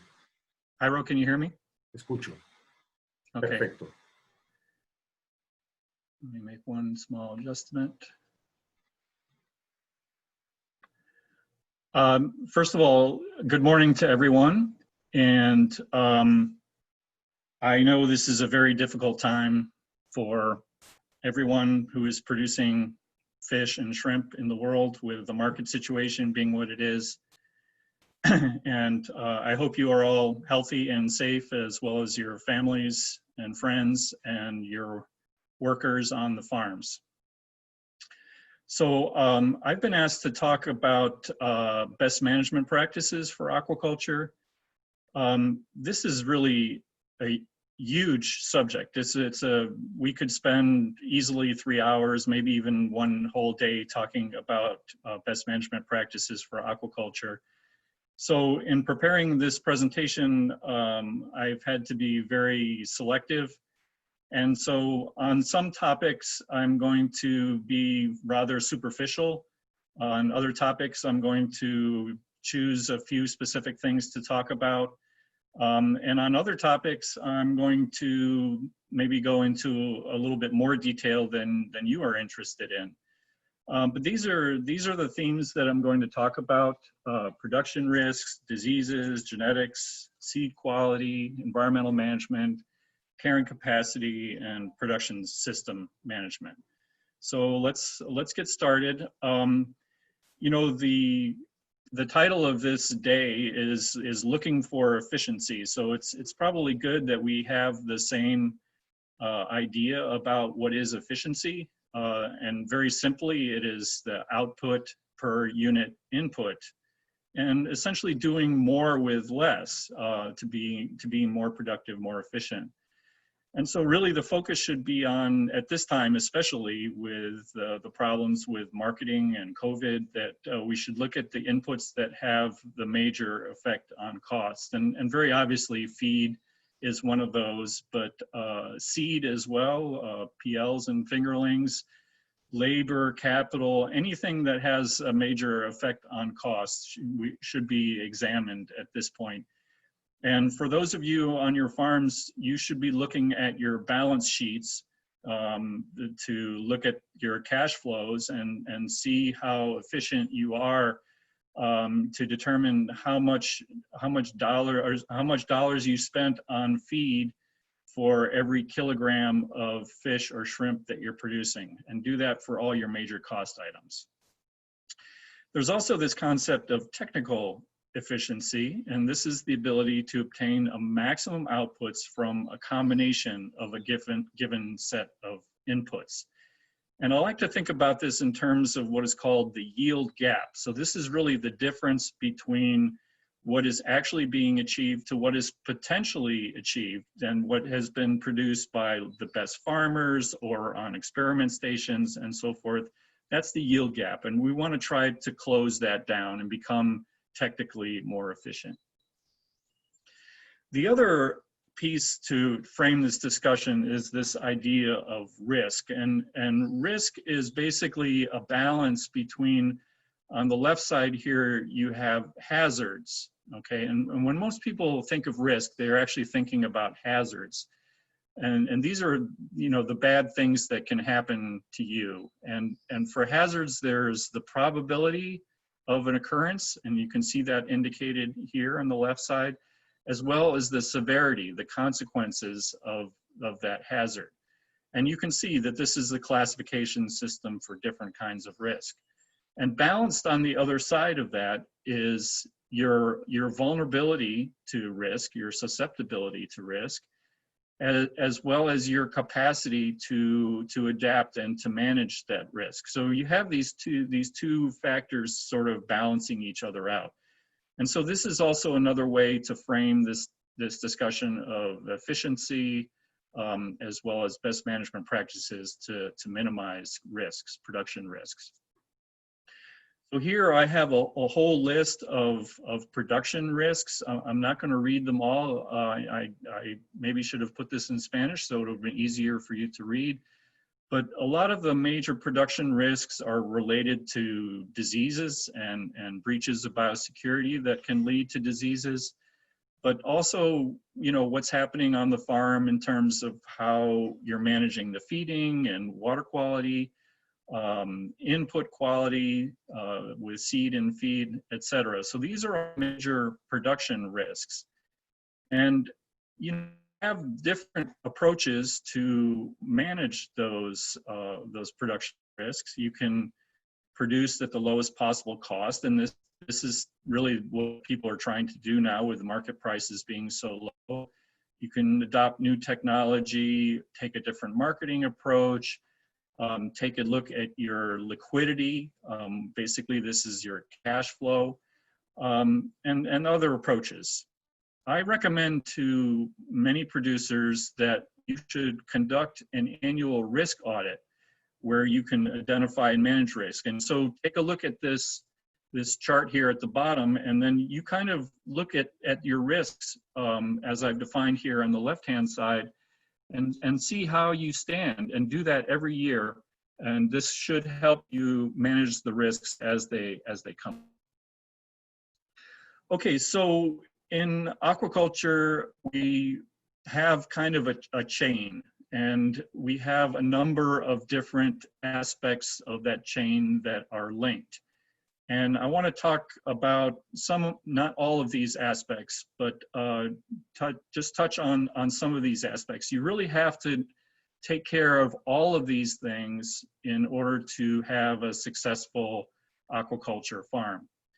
Now, I know that you've just heard from Alan Davis a lot about feeds, and so I'm not really going to talk too much about feeds, other than to say that they're changing. And you can see here in this graph that the fish meal content, this green line is shrimp feeds, and tilapia feeds, I think, are the black line here. And you can see in all cases the content of fish meal has gone down. And what has happened really is that fish meal has been replaced by largely plant-grown plant ingredients, including soybean meal. And you can see that over time, this is an example from Norwegian salmon farming, you can see that the composition of the diets has changed to the point where there are now many, many more ingredients than there have been previously. And really what I want to focus on just for now, because again, I know that Alan spent a lot of time talking about diets and feeds and feeding practices, But I really want to talk about this little piece up here, in this case 3.7%. And what you can see that these micro ingredients are now becoming a larger proportion of the diet and taking on some very interesting roles. And so what I have listed here are some of the different kinds of functional feed ingredients that are part of this 3.7% of current diets in Norwegian salmon farming, for example. So you have various digestibility enhancers, gut health promoters, I'll talk more about that in a minute, antimicrobial compounds, quorum sensing inhibitors in the case of shrimp. You have botanical extracts, so-called phytobiotics. These are essential oils of plant compounds. Short and medium chain fatty acids, these are prebiotics. Organic acids have been used to control Vibrios and shrimp guts. Various enzymes, most of the ingredients in diets for fish and shrimp are plant-based now, and so some of those amino acids and proteins, those proteins are not very available because they're bound up in plant form. So various enzymes can be included. Natural emulsifiers are another part. And you can see that these functional ingredients are divided basically into nutrients, mostly micronutrients like vitamins and minerals. And then you have these non-nutritive immunostimulants. So these are designed to assist with eliciting an immune response in the animal. And you have things like beta-glucans, which are part of the cell wall of yeast, for example, and various other extracts, along with prebiotics, probiotics, essential oils, and organic acids, like I mentioned previously. So commercial probiotics are certainly a part of diets, and honestly, I probably put this title wrong here, that I probably should have said here. Well, I'm sorry. In this case, commercial probiotics is correct. So I prefer the term probiotics for substances that are actually consumed by the animal, that are helping the internal gut microbial ecology of the animal. Many people also use this term probiotics for something that I prefer to call bioremediators, and those are designed to assist with water quality or soil quality. But really, probiotics, I think the term should be reserved for substances that are actually consumed by the animal. And among these, the most important are the lactic acid producing bacteria and the non-lactic acid producing bacteria like Bacillus. Bacillus are very good in terms of providing enzymatic assistance of digestion of the feed ingredients. Non-pathogenic yeast like Saccharomyces are also very good for eliciting an immune response, and then a number of other bacteria. Okay, so the next little part that I want to talk about are diseases, and just a few things to say about this. You may have seen this kind of graph before, and the idea here is that you have to have 3 different things happening at the same time in order to have disease. You have to have a pathogen in the environment that is virulent, that can cause disease. You have to have a host that is susceptible, that is weak. And you have to have an environment that has very poor water quality and that is causing stress. And so what we want to do is to pull those circles apart. And so that we have pathogens that are benign, that are not going to cause disease. They're present, but they're not going to cause disease. You have a host that is resistant, either from genetics or from some immunostimulant that you've added to the diet. And then you want to have some good environmental quality. And I'm going to talk quite a bit about that in this presentation. So there are ways that you can manipulate this disease triangle to avoid disease at each of these levels, at the level of the host, which is the fish or the shrimp. And you can see various different ways to address that issue. You can use strains that are genetically selected, vaccination, immunostimulants, probiotics, manipulating the microbiome of the animal gut, antibiotics, which we prefer not to discuss, various other feed additives that I mentioned previously. On the pathogen side, really the main goal should be biosecurity, to prevent the entrance of the pathogens in the first place. And then there are various other chemicals and so forth that can be added to water in some cases and in some systems. And then in the case of the environment, you want to manage conditions, particularly water quality, so that they're favorable to the host and unfavorable to the pathogens. That's really the idea. So with biosecurity and with disease prevention, it's really best to think about this as layers. And in the center layer, you want to begin by using animals that have some kind of genetic resistance, some kind of selection program. You know, with shrimp, there's SPF, the specific pathogen-free animals. And then you can look also at issues around diet, including immunostimulants in the diet. And then the next layer outside of the animal itself is what you're doing to reduce stress in the animal. What are you doing to preserve good water quality, maintaining good nutrition, adding some probiotics, adding some aeration, some water exchange, anything you can do to reduce stress on the animals that might make it weaker and more susceptible to disease. And then on the outside, the outer layer, you have biosecurity, and there's various parts of biosecurity, including quarantine, various other sanitary barriers, like putting it inside a building.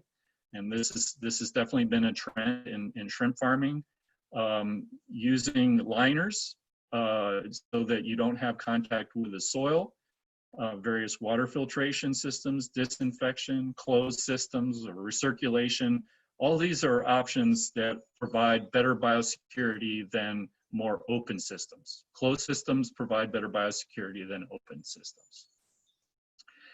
Okay, and this is just an example of a stress factor and the various results that can occur when you have this kind of stress factor, like low dissolved oxygen, for example. And it can cause, I've divided up into really three main effects, and ultimately they all affect the profitability of the operation. So if you have low dissolved oxygen, the animal perceives stress. This will reduce the immunocompetence. This is the ability for the animal to fight against disease. And so that makes it increasingly susceptible to disease. This will then affect survival. Reduced survival will reduce yield, and reduced yield will then reduce the profitability. Stress will also reduce the appetite, the willingness and the interest in consuming feed. And that will reduce the growth rate, which will reduce the yield, which will reduce profitability. And then of the feed that is consumed, that means there's less oxygen to aid in digestion. And so that will increase your food conversion ratio, and that will affect profitability. So you can see that a stress factor like low dissolved oxygen can have a profound impact on yield and profitability of a farming operation. The other thing that I wanted to comment on just briefly here is over the last few years, there has been an increasing understanding and appreciation of the role of what's called the microbiome. So this is the community of bacteria that live in the guts, in this case of shrimp, but also in fish, and its role in health and disease. So increasingly we are looking not as at an antibiotic approach, but at a probiotic approach as a way to deal with health and diseases. So I have a list here of all these different diseases that have some dimension of where the gut microbial ecology will affect the health or the disease status of that animal. So there's a lot of research in this area right now. It's very active. And so stay up to date on that information. Okay, just a very quick comment about genetics. I mentioned this previously. You know, there is a very, very strong advantage to using improved genetics in really all of aquaculture. And this here, I just have an example with shrimp farming. And you can see that basically what happened in Asia starting in around 1999, around 2000, there was a shift from growing black tiger shrimp over to Pacific white shrimp. And you can see that there's been just such a profound shift in Asia with the production of these domesticated white shrimp. And not only that, but there's been a shift you can see in this graph on the right between the blue line is white shrimp. This is the production or the growth rate in 2004, and now you can see the growth rate in 2018. So if you are not using some kind of selected animal, then you're falling behind your competitors who are using it, because basically you can have shorter cycles and greater turnover of your crops and better utilization of your carrying capacity in your ponds. Typically with genetic improvement programs, you can get 10 to 15% improvement in growth rate. And this has certainly been the case with shrimp. Some of the strains of shrimp that have been developed by CP Foods have demonstrated tolerance to Taura virus and to the toxins that cause EMS. So not only growth rate, but also disease resistance. And with tilapia, there have been a number of genetic improvement programs around the world. Probably the best known of these is the GIFT program. And you can see in this example, you're going from generation 6 to 14, so that's 8 generations, and it averages around 12%. So really a similar response between 10 and 15% for growth rate in Nile tilapia. Now the shift has gone towards selecting, now that there are good growing fish, there's been a shift to selecting animals with greater disease resistance to Streptococcus. And then another, I'm sorry, it looks like it's cut off a little bit, but the other thing just on the genetics, this is kind of a related point, and that is to source clean seed from clean hatcheries. I think this is something that's been part of the trend in Asia. And this goes for fish too, that you want to have large, healthy animals that are resistant to disease and that are robust to enter into your culture system for grow out. Okay, I want to talk a little bit about this concept of carrying capacity. And I've illustrated this graphically here, and carrying capacity is indicated by this dotted line. So if this is time, and this is the biomass of fish or shrimp in your system, at some point you get to some limit. So we can define carrying capacity as the maximum number or biomass of organisms that can be maintained in an ecosystem or a pond or a tank or a cage within the limits of the natural resources that are available and without degrading the environment for future use. So that's this idea of sustainable use. So what is the level that is sustainable use?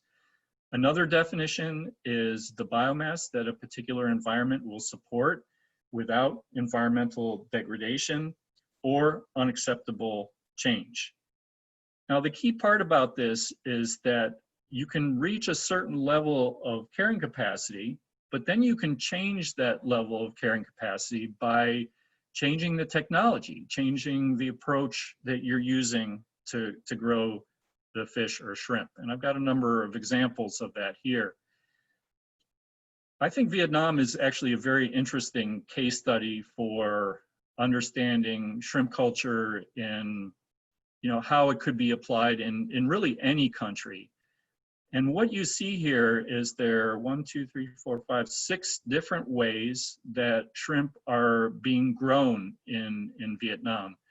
The largest areas of shrimp farming in Vietnam are with these very low yielding, low density kinds of systems. And you can see that with these very extensive kinds of systems, the production is really quite low, 3 to 400 kilos, less than 500 kilos per hectare per crop.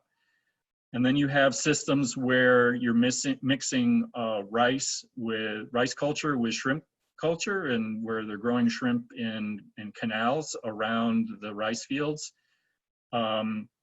And there's an improved version of that was developed by some university researchers that is quite productive. And then you have a number of intensive models and super intensive models. And you can see that the carrying capacity of the system is really quite broad. If you're talking about essentially going from 400 kilos per hectare per crop to 40 tons per hectare per crop, that's 3 orders of magnitude difference. So that's quite profound. Here's another example, and this comes from Robbins McIntosh from CP Foods, and he puts this out as kind of an evolutionary process where you started early on here with the systems on the left that are very extensive. This is the kinds of systems that you would probably find in Ecuador and in Mexico, in many places, Honduras, where you get about 3,000 kilos per hectare as a carrying capacity, with large ponds up to 30 hectares. And then you've got smaller ponds of 1 to 2 hectares that are more productive, up to 12 tons per hectare, with some aeration and feeding. Okay, and then you have this generation 3, where you have more viral biosecurity, things like crab fences, using genetically improved, a domesticated shrimp. And the production now goes up to 10 to 20 hectares, but in smaller ponds, okay? And then in generation 4, you have these shrimp toilets, these sort of central cones, farm level recirculation, higher levels of aeration, automatic feeders that Alan was talking about. And now you've raised the carrying capacity up as high as 40 tons per hectare. But look, the pond size again is even smaller yet. And now CP Foods, in fact, has indicated that they're going to shift their entire production within 5 years over to a total recirculation system where all the waste is captured and you have very good control of biosecurity and environmental quality. And so far, the estimates are up to 60 tons per hectare. That's 6 kilograms per square meter. Very high rates. I've seen other published estimates for intensive ponds, shrimp ponds, up to 80 tons per hectare, 8 kilograms per square meter. And even in smaller, very small systems, it's possible to get up to 10 kilos per square meter or 100 tons per hectare per crop. But actually these pond sizes are getting even smaller, and now they're less than 0.2 hectares, even down to 0.1 hectares. Very intensive, with biofilters and a lot of control. So again, you can see the example of a wide range in carrying capacity with changing the technology, more aeration, smaller pond sizes, liners, etc. Okay.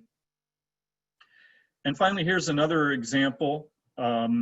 And this is just sort of a general thing. I would probably look at the numbers for tilapia. They're probably more relevant. And basically, if you're just stocking at a low density, you can produce this much tilapia. And the limiting factor is going to be primary productivity, basically the natural food for the tilapia. And then as you come down this column, you're basically changing the technology. So you're stocking and fertilizing. This example, you're stocking, fertilizing with some supplemental feeding. Here you're stocking and feeding. Here you're stocking and feeding with emergency aeration. Here you're stocking and feeding with continuous aeration. Here you're adding water exchange. Here you're adding intensive mixing. And what you see as you come down this column is that you have greater and greater dependence on inputs and energy from outside the pond. Here it's at the low levels of intensity. Everything is from inside the pond. And as you come down here, almost everything is coming from outside the pond. And again, you can see that the level of production can be very high, up to 100 tons per hectare, but the limiting factors change. So the limiting factors initially would be the availability of natural foods. Then you shift to a limitation of dissolved oxygen, and I'm going to talk about that in just a minute. And then another shift later on to metabolites, things like ammonia, which anything that can be toxic to the animals. So again, just to summarize this, you have a wide range in carrying capacity. You have changes in the technology that are applied with greater inputs from outside the system. And then you have a shift in limiting factors from the availability of natural foods to dissolved oxygen to metabolites like ammonia that are potentially toxic. Okay, so in talking about carrying capacity, one of the concepts that we can discuss is this idea of loading limits. And loading means really the quantity of feed that you can put into the system per day. Now that's really your carrying capacity, and that's what you want to try to manage and maximize for efficiency. Now those loading limits are just that. They're limited. They're fixed at some level. And really, you have to consider what are the natural, biological, chemical, and physical waste treatment processes that are inside a pond. And those process rates will vary by space, top of the water column to the bottom of the water column, one side of the pond to the other, and over time. Now, there's really no cost for those natural treatment processes, those waste treatment processes, if the ponds are operated within those loading limits, okay, based on loading rates of organic matter and nutrients, okay? And really, we don't, as culturists in ponds, we don't have a lot of management control over temperature or oxygen, infectious diseases, or off flavor. And so we kind of, all of those are really dealt with almost as a site selection issue, especially temperature. So there are a number of factors that affect these pond loading limits, and these are especially temperature. That's going to affect the metabolic rate of the pond, these natural biological and chemical processes, and also water quality. So also affecting the amount of feed that you can put into the pond is oxygen. And there are two parts about that. I'll discuss those in a minute. That's the quantity that you have to supply, as well as maintaining some minimum concentration. Another factor is that every species has different tolerance limits to water quality of a certain kind. Tilapia is a little different from shrimp, is different from cobia, is different from rainbow trout. And so you have to know what are the water quality tolerance limits of your animals. Another factor is the rates of elimination and decomposition of organic matter. You want to get that out of the system. And then removing nutrients as well that can accumulate in the system and cause problems. So these loading limits then, to summarize this, are a function of the interaction between the biology of the animal, the climate, and the ecological characteristics of the pond. Okay, so to focus specifically on oxygen, really there are two parts about this. You want to try to provide a sufficient quantity that you can meet the overall respiratory requirements of the pond biota.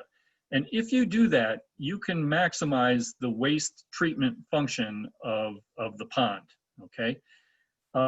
In other words, if you provide enough oxygen, you will have enough decomposition of that organic matter that it will not accumulate in the pond. Now, when you do the calculations, and if we had more time, I would go through this with you, what you would see is that the total oxygen demand is far greater than the oxygen demand for the farmed animals. And I have just a very quick example here to show you. If you look at a shrimp pond and you can estimate the respiration, the consumption of oxygen by the water and by the sediment and by the shrimp. And here I've used really kind of values that are average in systems, okay?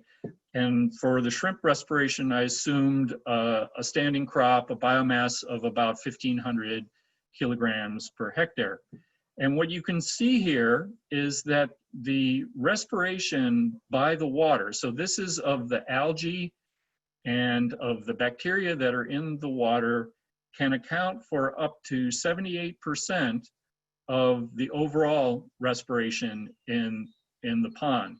The bottom mud is consuming about 16%, and you can see that the shrimp are actually at this level at this crop level are consuming less than 10% of the respiratory requirement in the shrimp ponds. And you know, you could do this with tilapia ponds, and you would come out with a pretty similar estimates. Basically, the demand by shrimp or by the crop is usually much less than the oxygen demand by the water and the sediment. Okay, the other aspect about oxygen requirements is maintaining the concentration above some minimum level, okay?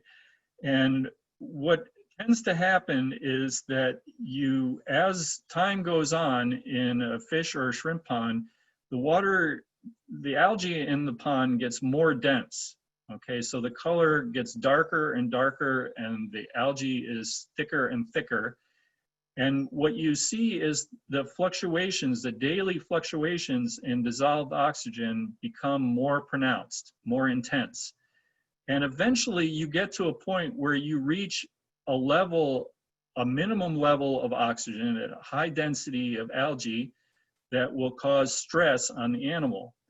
At that point, that's when you want to do a water exchange to reduce the density of algae in the pond to a lower level back where you were, where there was not a very pronounced fluctuation in dissolved oxygen. So really that's the idea with water exchange, okay? And I'll return to that in a minute. So here's an example of, this was a laboratory study, a research investigation. And what they did is they measured the respiration rate of shrimp that were exposed to water of different dissolved oxygen concentrations. So you can see that at a dissolved oxygen concentration of 6, 7, or 8, you're basically at 100% of the maximum rate. Okay, so that is the maximum rate. If the dissolved oxygen is less than 6, you can see that it reduces the respiration rate of the animal. So even at a dissolved oxygen concentration of 5 milligrams per liter, you're only getting 80% of the maximum respiration rate of what is possible. And if you get down to even lower levels, if you get down to, let's just say 3 milligrams per liter, it looks like you have around 40% of the maximum respiration rate of the animal. So this will affect the entire metabolism of the shrimp. It will affect the ability to digest, feed, and to conduct its normal processes leading to growth. So, you know, I know there's always an emphasis on maintaining as high oxygen concentration as possible, but this really illustrates the value of keeping oxygen concentrations greater than 5, even greater than 6 milligrams per liter, as close to saturation as possible. One of the problems with shrimp ponds is that you can have very high oxygen concentrations in the surface water because you have good photosynthesis in the surface layers of a pond, but that water doesn't get down to the pond bottom. And so this is really the technical challenge of shrimp farming in particular, of getting that oxygen from the surface down to where the shrimp are moving around near the pond bottom. Okay, so that's a real engineering challenge for shrimp production. And as I said previously, low dissolved oxygen can be a stress factor that is part of poor water quality. So you want to try to reduce stress to avoid disease. Okay, so I did want to mention here, since we're talking about oxygen, you know, again, the subject of best management practices is very broad, and I did want to mention just a little bit about flow-through systems, because, you know, there the oxygen supply is very straightforward. You basically multiply the flow rate of water times the concentration of dissolved oxygen, and that's your oxygen supply. And trout farmers know this, and it makes it very easy to calculate the maximum biomass that you can support. And even in cages, this is an example here where you're looking at the different current velocity, the different water flow velocity that is moving through the cages, and the, you know, the higher the flow rate is the best, will give you the best carrying capacity, will increase the carrying capacity. In cages, in waters that are not really moving, the fish will use up the oxygen that's inside that cage, and then it's not being replaced. So movement of water is essential. So it's very simple in the case of flow-through systems like raceways and cages, but it gets much more complicated when you're talking about fish ponds or shrimp ponds, because you have processes that are producing oxygen, like photosynthesis and diffusion from the atmosphere. And you also have processes that are consuming oxygen, like respiration by the algae, by bacteria, and by the crop itself, as well as consumption by the bacteria that are living in the sediment. So it leads to these fluctuating dissolved oxygen patterns that are very common in shrimp ponds. Now, one of the things that I think I recommend to all producers is to use the Secchi disc. And the Secchi disc is a good tool to evaluate transparency. Now, transparency is a measure of how far light will penetrate into the water column. The idea here is that if you have more light in the water column, you have more photosynthesis, and you will have more dissolved oxygen. So in most ponds, really what you want to try to do is to manage transparency, and if you manage it properly, you'll be able to have sufficient dissolved oxygen. And here I have 3 examples of 3 different ponds with a low density, intermediate density, and a high density of algae. And what you can see in the low density pond, the solar light will penetrate almost to the pond bottom. In the intermediate, it penetrates to about half the distance in the water column. And in the high density, it penetrates only in the surface, say 5 or 10 centimeters. So what that means is that everything below the level that light is penetrating is consuming oxygen. It is not involved in photosynthesis. It's not producing oxygen. So again, if you have a situation like this, then this is much better in terms of producing oxygen relative to the amount that is consumed. So In general, I recommend a range of the discosecchi between 30 and 50 centimeters. Now, one of the things to think about with this, if you have a discosecchi of 30 centimeters and you multiply that value by 2, that gives you 60 centimeters. That is what's called the depth of the photic zone, and that is the zone of the pond that is producing oxygen. So here, if you have 50 centimeters, you multiply by 2, that gets you down near the pond bottom. That means this whole part of the water column is involved in producing oxygen. If you have less than 30 centimeters, you want to do a water exchange. Many producers believe that if you exchange water, that you're adding a lot of oxygen with that new water. So I'm here to tell you that it adds only a very small amount of dissolved oxygen to water. So here's an example. If you have a 10-hectare pond that's 1 meter deep, okay, and it has 3 milligrams per liter, okay, and what I want to do now is I lower the water level 10 centimeters, and then I replace that water with new water that has different dissolved oxygen concentrations, 5, 6, 7, or 8. So this is the amount of oxygen that's in the 90 centimeters of water that are remaining in the 1 meter pond. They all have 270. And here's the amount of oxygen in the new 10 centimeters that has either 5, 6, 7, or 8.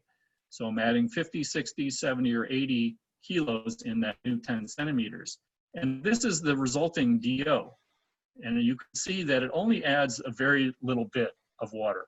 Obviously, if you exchanged more water, you would add more dissolved oxygen, but I think you would see that even if you had water with a good oxygen concentration outside, you're really not adding a lot of oxygen with the new water.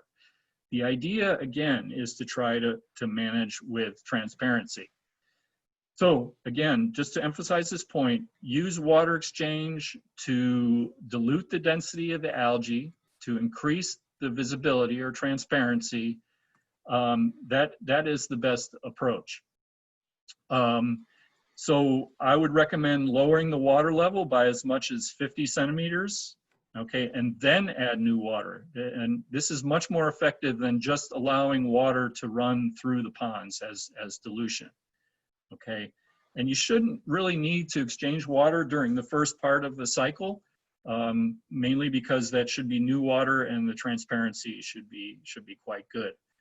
Now, if the source water has a lot of soil particles in it, you should pre-treat all the new water in sedimentation ponds before you add it to those production ponds. Okay, so I want to talk a little bit now about aeration. And really there are 3 questions that I want to try to answer for you here. How much aeration is needed? What type of aerators should be used? And where are the best places to put them in ponds, okay? So again, coming back to this idea of loading limits or feeding rate limits, what I've got here, if you have ponds without aeration, you should be able to feed this amount sustainably every day, 35 to 50 kilos per hectare per day of feed without aeration. If you provide emergency aeration, that means at night when it gets very low, around 2 or 3 milligrams per liter, that you would come in with some kind of emergency aerator, you should be able to feed up to 100, 125 kilos per hectare per day. If you provide continuous aeration, you get to this level. If you add water exchange, you can feed up to this level. If you use biofloc systems, you can get up to 300 kilos per hectare per day, all the way up to 1,500 kilos per hectare. So here's examples of emergency aeration. These are not efficient aerators. They are typically used, just to add a lot of oxygen all at once. And a rule is for every 3 ponds that you have one of these tractors. If you had, say, a 10-hectare pond, that would be the idea. Some producers will use hydrogen peroxide in an emergency. And, you know, really it works, but the effect is temporary. It also kills algae and bacteria, so that's not really desirable. But I would recommend adding... ¿Cómo ves, Jairo? ¿Sabes qué he visto? Excuse me? La decisión de la gente, yo no sé si de pronto soy yo el erróneo, okay. Somebody else is talking. Okay, let's keep moving. So how much aeration is needed? And again, this is one of those things where if you add more, you can increase the level of production. In general, in shrimp ponds in Asia, and this is probably true with tilapia as well, so 1 horsepower of aeration can support 400 to 500 kilos of shrimp, or 1 horsepower per hectare can support feeding rates of 10 to 15 kilos per hectare per day. With tilapia, you could probably go up to 600 or 700 kilos of tilapia per horsepower. They're just more tolerant of low dissolved oxygen. But you can see here, I've made a little table based on these recommendations for different levels of stocking density for shrimp and what level of aeration you would provide and what the production that you would expect from a certain stocking density aeration combination, okay? What kind of aerators? There are certainly many aerators out there. I am particularly favor these long-arm paddle wheel aerators, and these can be made on the farm just using galvanized water pipe, and you can buy these paddles from the market. They're from the typical 2 to 3 horsepower Taiwanese style aerators. Now each aerator type has a zone of influence, and we see these are different kinds of aerators, and what you can see is that the zone of influence of an aerator usually extends around 25 up to about 30 meters maximum from one aerator out to the front, and beyond that it really doesn't have much of an influence, okay? And so what you see often in ponds is these isolated aerators, and each aerator has its little zone of influence. And that's fine, there's no problem with this. However, there are some different approaches. This is an approach that the farmers of American catfish use, and basically they put several aerators together in a group. You can see them here. And what that does is it creates a zone with good oxygen.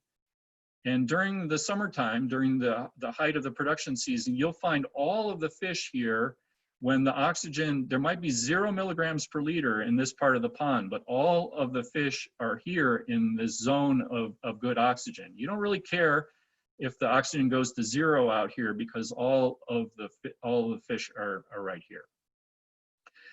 So one of the things that you can do is to put aerators in place that actually work together.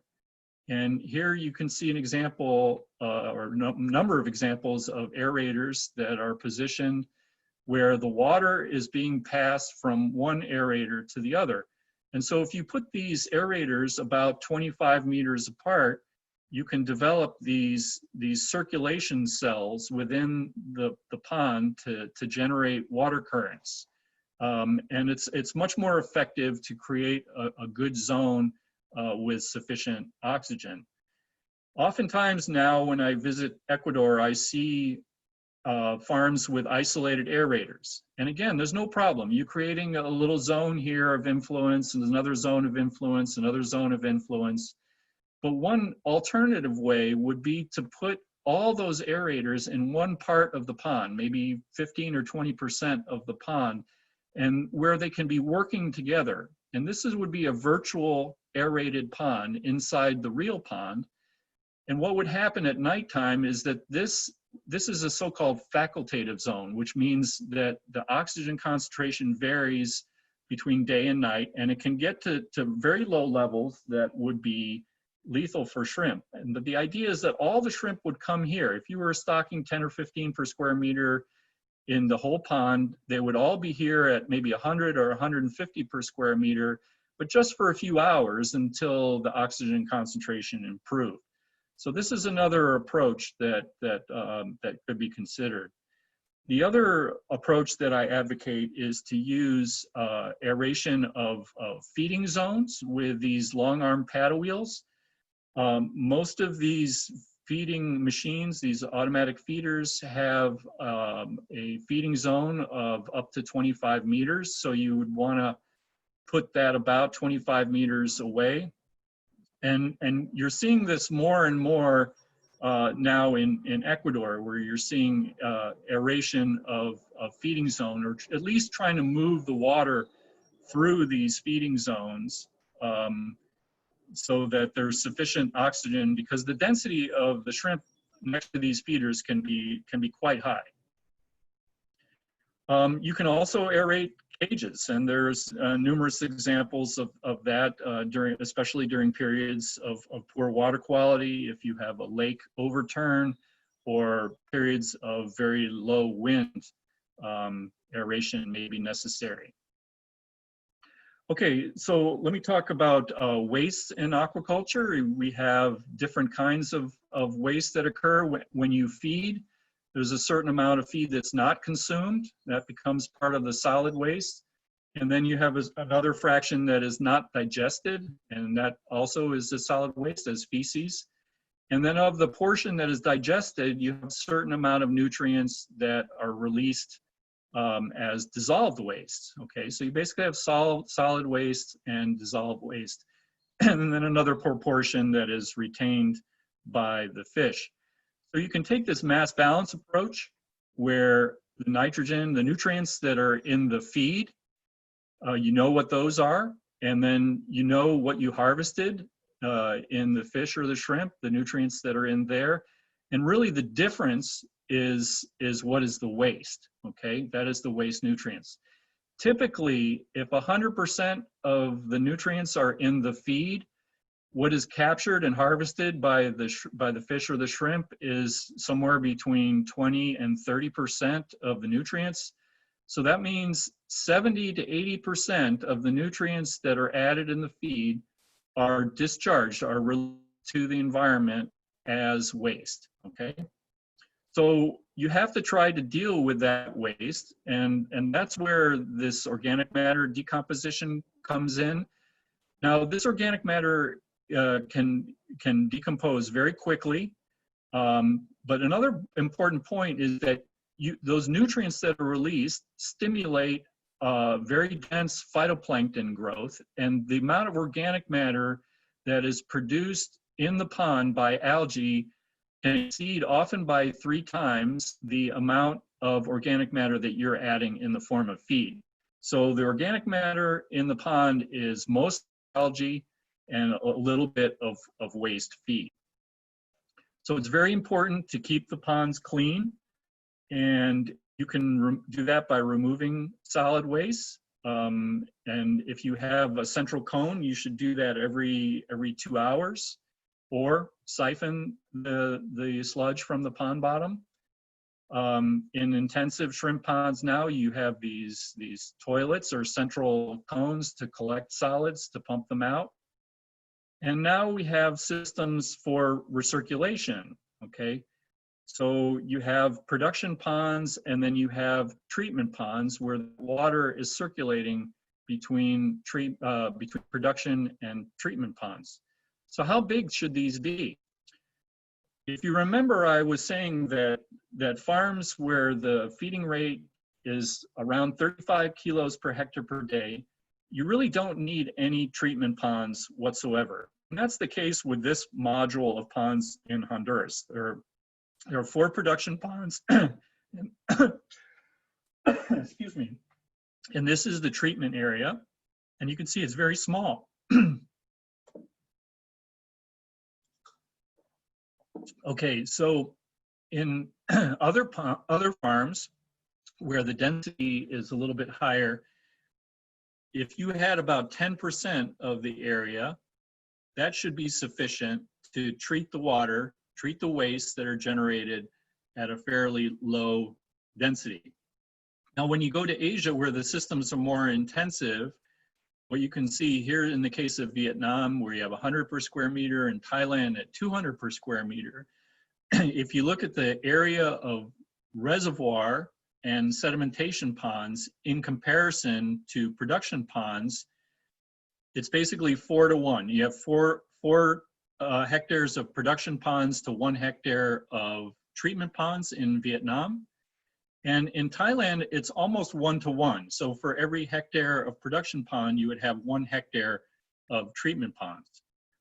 Here's an example where the amount of treatment ponds is actually greater than the area of grow out ponds for these highly intensive systems. So you can use water recirculation on these farms. You can recirculate just to move water in modules is beneficial as a way to treat the waste. Another approach is using these partitioned aquaculture systems. And here the idea is that you're concentrating the fish or the shrimp in one part that's isolated, but connected hydraulically with the larger pond that is used for oxygen production and waste removal. And here you can see an example where you have about 15% of the pond area. All the fish are here. There are no fish in this part. This part is only used for waste treatment. And this low-speed paddle wheel is used to circulate the water between one side and the other. Here's an extreme example where you have basically 5% of the total pond area has the fish. There are no fish in this side, and this water is circulated here as basically a waste treatment system. So we know we can hold animals at high density. The reason you need a big area is to treat the waste, not for holding the fish or shrimp. Let me go past this one. And here's another example of a similar kind of partition system. These are the in-pond raceway systems that are being promoted by USSEC. Again, all the fish are in here and the water is circulated around using either low-speed paddle wheels, or in this case, there's an airlift pump using bubbles of air to move the water. Okay, so this is a system USSEC is promoting. And these are really quite productive systems in general. These partition systems, 20 to 25 tons per hectare per crop is not unreasonable. There has been only limited application of these types of systems in shrimp, but there's certainly options. And I just wanted to mention this, coming back to this concept of carrying capacity. When you first stock the shrimp, for example, or fish, you have a very large amount of unutilized carrying capacity. If this is 35 kilos per hectare per day, when you're stocking shrimp that are less than 1 gram, you have a big part of the carrying capacity that's unutilized. And so increasingly now, what we're seeing is the application of nursery systems or multi-phase systems. And what this does is allows more crops per year, better growth in grow out because you're stocking a larger animal, better feed conversion. So this is between direct stocking and 3-phase. And you have better survival and yield in grow out. So these systems are highly advantageous, and many producers now are shifting over to multi-phase systems. This is just one example of a 3-phase system. So when the phase 2 is transferred to phase 3, you can then again begin the cycle. And here, the yield, this is for an example, with the 3-phase system, you can see that the yield is not quite twice what it is in a 2-phase system, but more cycles per year and better utilization of the carrying capacity. Okay, I wanted to finish up and just talk a little bit about salmon farming, because I think this is one of the waves of the future. And here's a guy, he's feeding all of these cages from inside this boat. There's cameras inside the cages, and this feeding barge is feeding all these large salmon pens. And so really what's coming out of the salmon farming industry, and I think it's yet to be applied to shrimp and tilapia farming, is this idea of precision aquaculture. And the idea with precision aquaculture is that you have various sensors. So you have cameras and video and sonar and acoustic telemetry, and that help you to observe the fish and to interpret what they're doing, and then make decisions on how to act, what kind of management practices should be applied. And here's an example of these things called, Internet of Things, and there's various cameras and sensors and machine learning and autonomous feeding, real-time surveillance, disease control. It's gotten very sophisticated, and I think it's only a matter of time before this comes to fish farming, fish and shrimp farming. So in salmon farming, we have computer vision, environmental monitoring tools, sensor networks like Wi-Fi, robotics, and data interpretation and decision tools. So these are going to be part of the next generation of best management practices, is using these tools and learning how to apply them in the context of fish and shrimp ponds. So with that, I will stop, and if there's time, I will take a few questions. Thank you for your attention.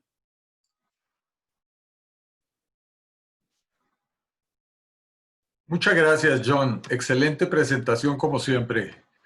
Bastante información. Les reitero a todos los participantes, tenemos 120 participantes en este momento. Les reitero que las memorias se van a entregar a través de CONAFAB. Todos van a contar con esto. Bueno, vamos a dejar descansar a John un segundo para que tome agua después de su presentación, y aprovechamos para la primera pregunta. Aquí tenemos una pregunta de Antonio Campos.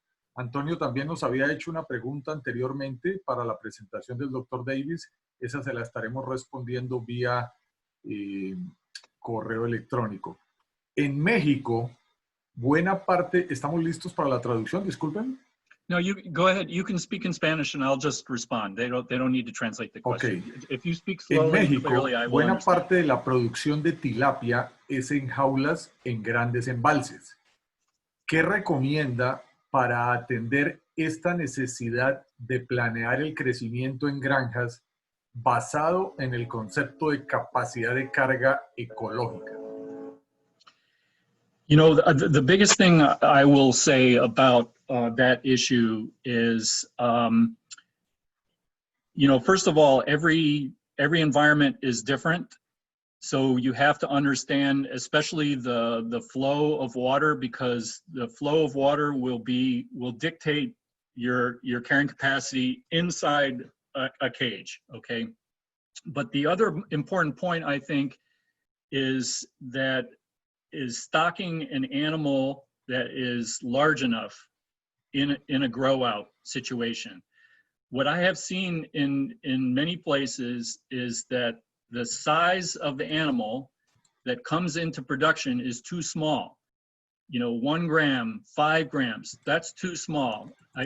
Even 10 grams, I would say 20 grams should be the animal that goes into grow out. So that's going to have a big effect on your carrying capacity, because you will have a better understanding of what the actual population size in the cage is, because you will not have so much mortality.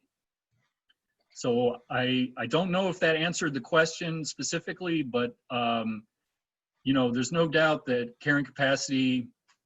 So in cages also, there's a couple different carrying capacity issues. One is you know, what is the carrying capacity, kilos per cubic meter in a cage? And that really depends on the cage size. If you have a small cage of 1 cubic meter, you can grow 120, 150 kilos, no problem. But in bigger cages, you know, typically it's going to be around 15 kilos per cubic meter.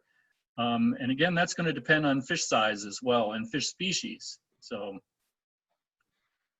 you know, those big salmon cages, for example, that the carrying capacity in those is about 10 kilos per cubic meter. Gracias, John. Muy bien. Tenemos más preguntas. El señor Alberto Ambrosio Sánchez nos envía un reconocimiento. Muchas gracias. Y el señor Bartolo Concha Frías pregunta, ¿el sistema extensivo o semi-intensivo en estanques circulares de geomembrana o concreto que contienen proliferación de microalgas, en qué momento del día deberían hacerse los recambios? I don't think it matters all that much. You know, with geomembrane tanks, first of all, I think the carrying capacity is similar to what I was just saying, between 10 and 15 kilos per cubic meter. I think one of the ways that you can increase the carrying capacity of those tanks is to have a small 1 or 2 cubic meter sedimentation basin where you're circulating water between the main tank and the smaller settling tank. And if you can, on a continuous basis, keep removing the solids as they're generated, you can increase the carrying capacity. I believe it could go as high as 20 or 25 kilos per cubic meter. If you can remove the solids that are generated from the feeding, that is the key. So it doesn't really matter in terms of the time of day, but if you can set up this arrangement with the geomembrane tank, a small 1 or 2 cubic meter sedimentation basin where you're continuously removing solids, that would be the best. Ok, perfecto. Tenemos una pregunta adicional del señor Víctor Roberto. ¿El uso de probióticos en qué ratio debería ser usado? ¿Frecuente o muy frecuente en el acuario? You know, for probiotics, and I will use an example with bacillus. If you put bacillus on the outside of a feed, or if it's manufactured with bacillus, and you feed it to a shrimp, you will not find many bacillus inside the intestine. And remember that the time that it takes for the feed to move through the animal is almost less than 1 hour. It does not have very much chance to colonize the gut.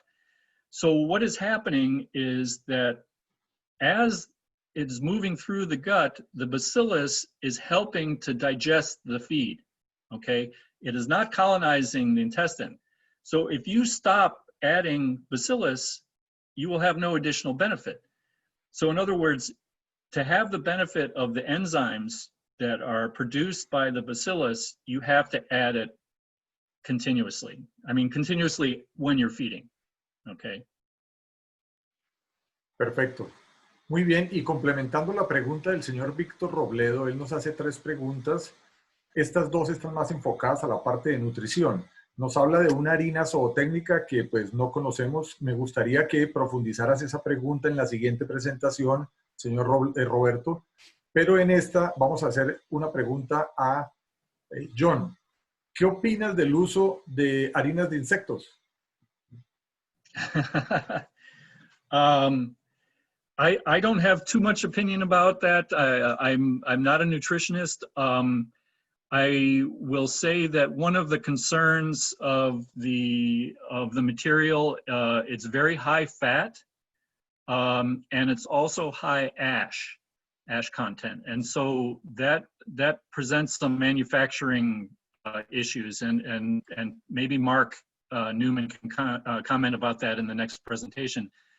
The other issue about insect meal is the quantity that is available. And this has been the issue with all of these alternative proteins, is having a sufficient quantity that will justify a feed mill using them regularly in their formulations.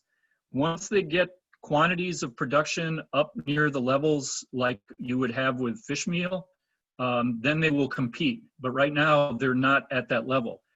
There are some places like in Africa right now where there are production facilities that are being used to produce insect meal, and they're supplying local feed mills because they're having a difficult time getting fish meal.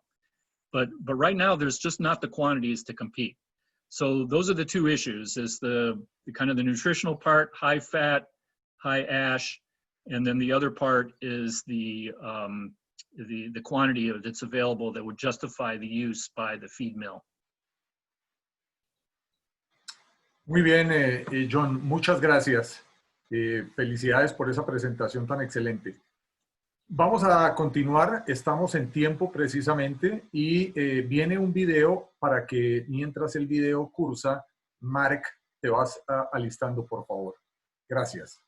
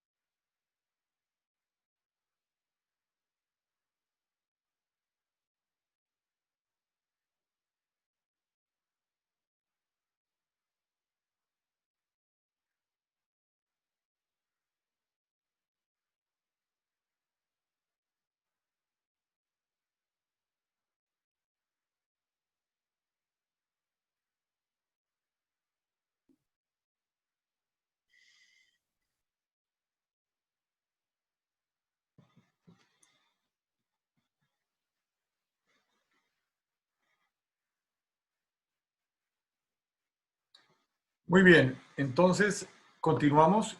Venimos con el señor Mark Newman y la parte de peces, alimentación de peces y prácticas de alimentación. Antes de continuar, vamos a seguir con la introducción de Mark. Mark es consultor de acuacultura de la compañía AFT. Ha trabajado en los campos de acuacultura, nutrición de especies acuáticas, fabricación de alimentos balanceados para la acuacultura y biología de peces por más de 40 años. Trabajó para una compañía fabricante de alimentos balanceados para acuacultura en los Estados Unidos, Rangen, y Ecuador por 20 años en las áreas de nutrición, aseguranza de calidad, gerencia, investigación y apoyo técnico.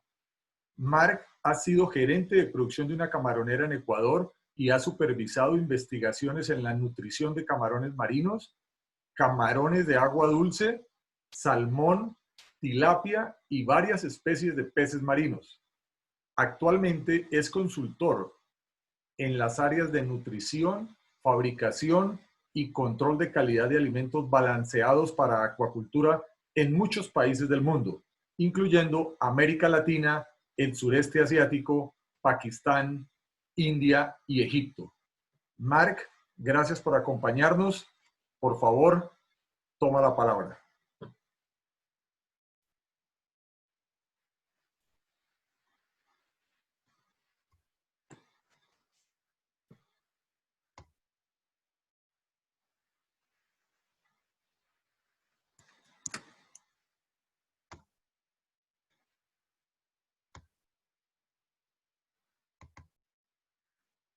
Exactamente, ya está ingresando tu presentación. Perfecto. Right.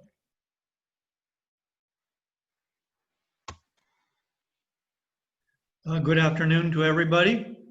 Welcome to the USSEC conference, and it's a pleasure for me to talk to you today about the nutritional requirements of fish and best feeding practices. And then we'll be talking about fish. And so that includes, of course, that I'm going to be talking about freshwater fish and marine fish. So we'll begin. Okay, so there are many different species of fish that are cultured in the world. However, we don't have good nutritional databases for all of those fish species. And what we found is that the nutrient requirements of fish that have similar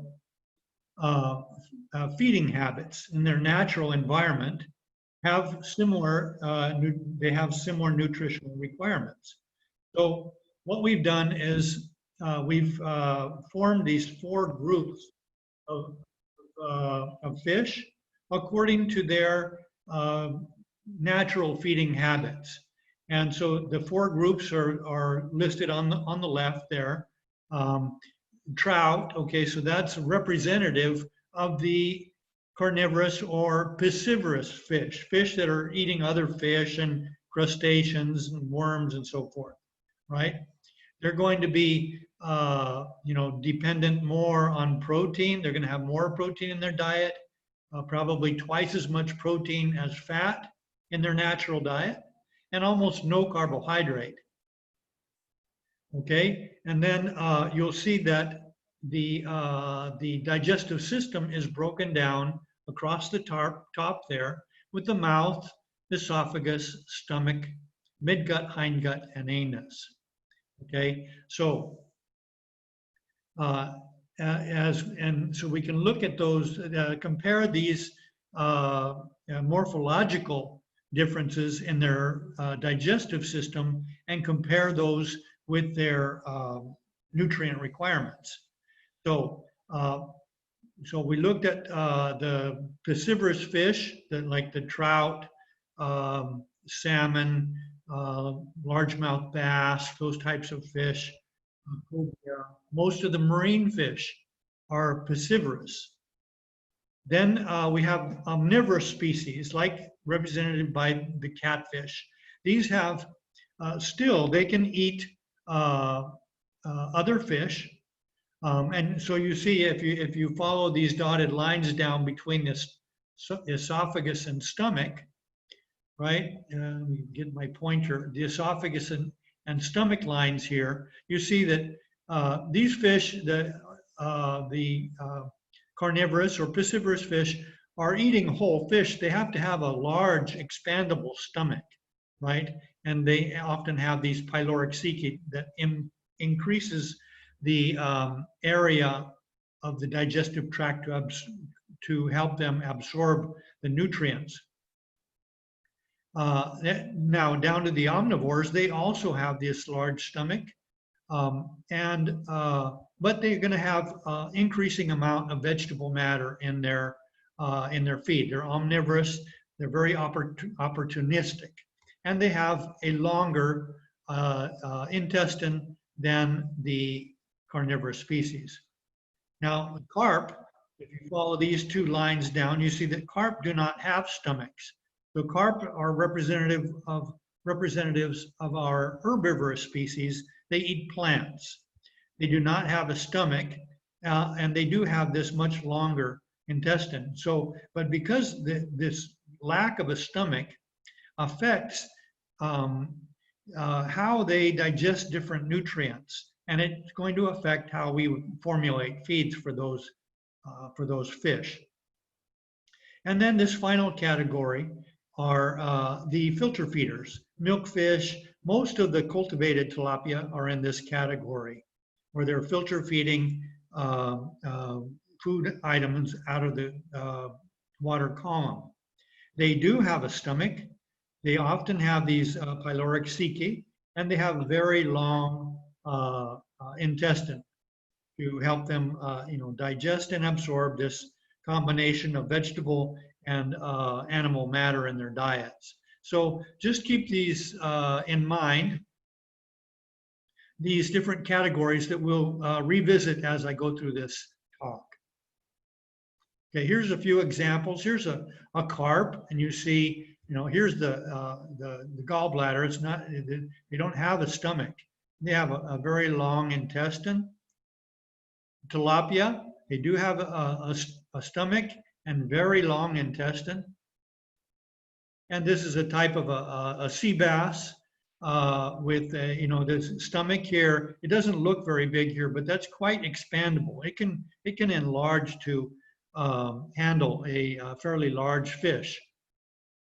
The pylorhexiki and the fairly short, straight intestine. So if we're talking about the nutrient requirements of fish, what are the nutrients? Nutrients are the proteins, lipids, carbohydrates, minerals, and vitamins. Energy are not nutrients. Energy is not a nutrient. It is derived from nutrients, from the proteins, lipids, and carbohydrates. However, energy is required by fish, and it's an important component of the diet. So we're going to cover these nutrients in this presentation and energy. So let's start with energy. Where do they get their energy? Okay, they get their energy by oxidizing the chemical bonds from complex molecules down to lower energy states.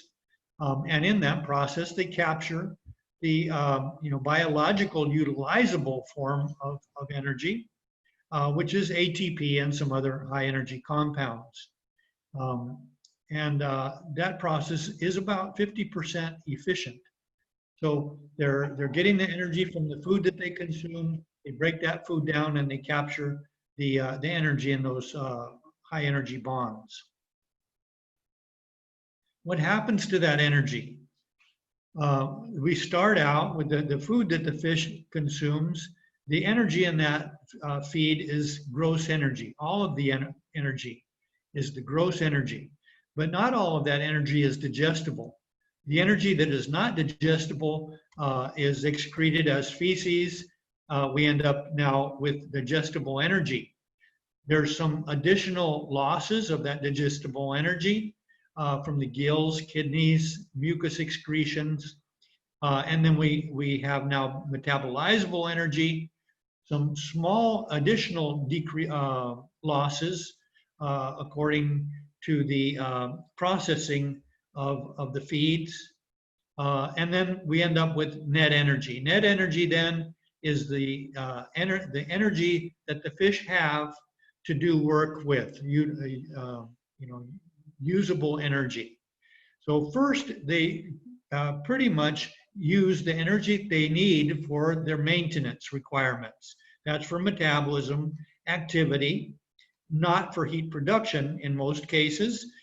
Fish do not have to produce, maintain a constant body temperature. Energy in excess of what's required for maintenance then is available for production energy, is used for gain or growth and reproduction. So there's 4 unique characteristics of fish as compared to land animals and poultry. First of all, fish, most of the nitrogen, not all of it, but most of it is excreted as ammonia directly across the gills.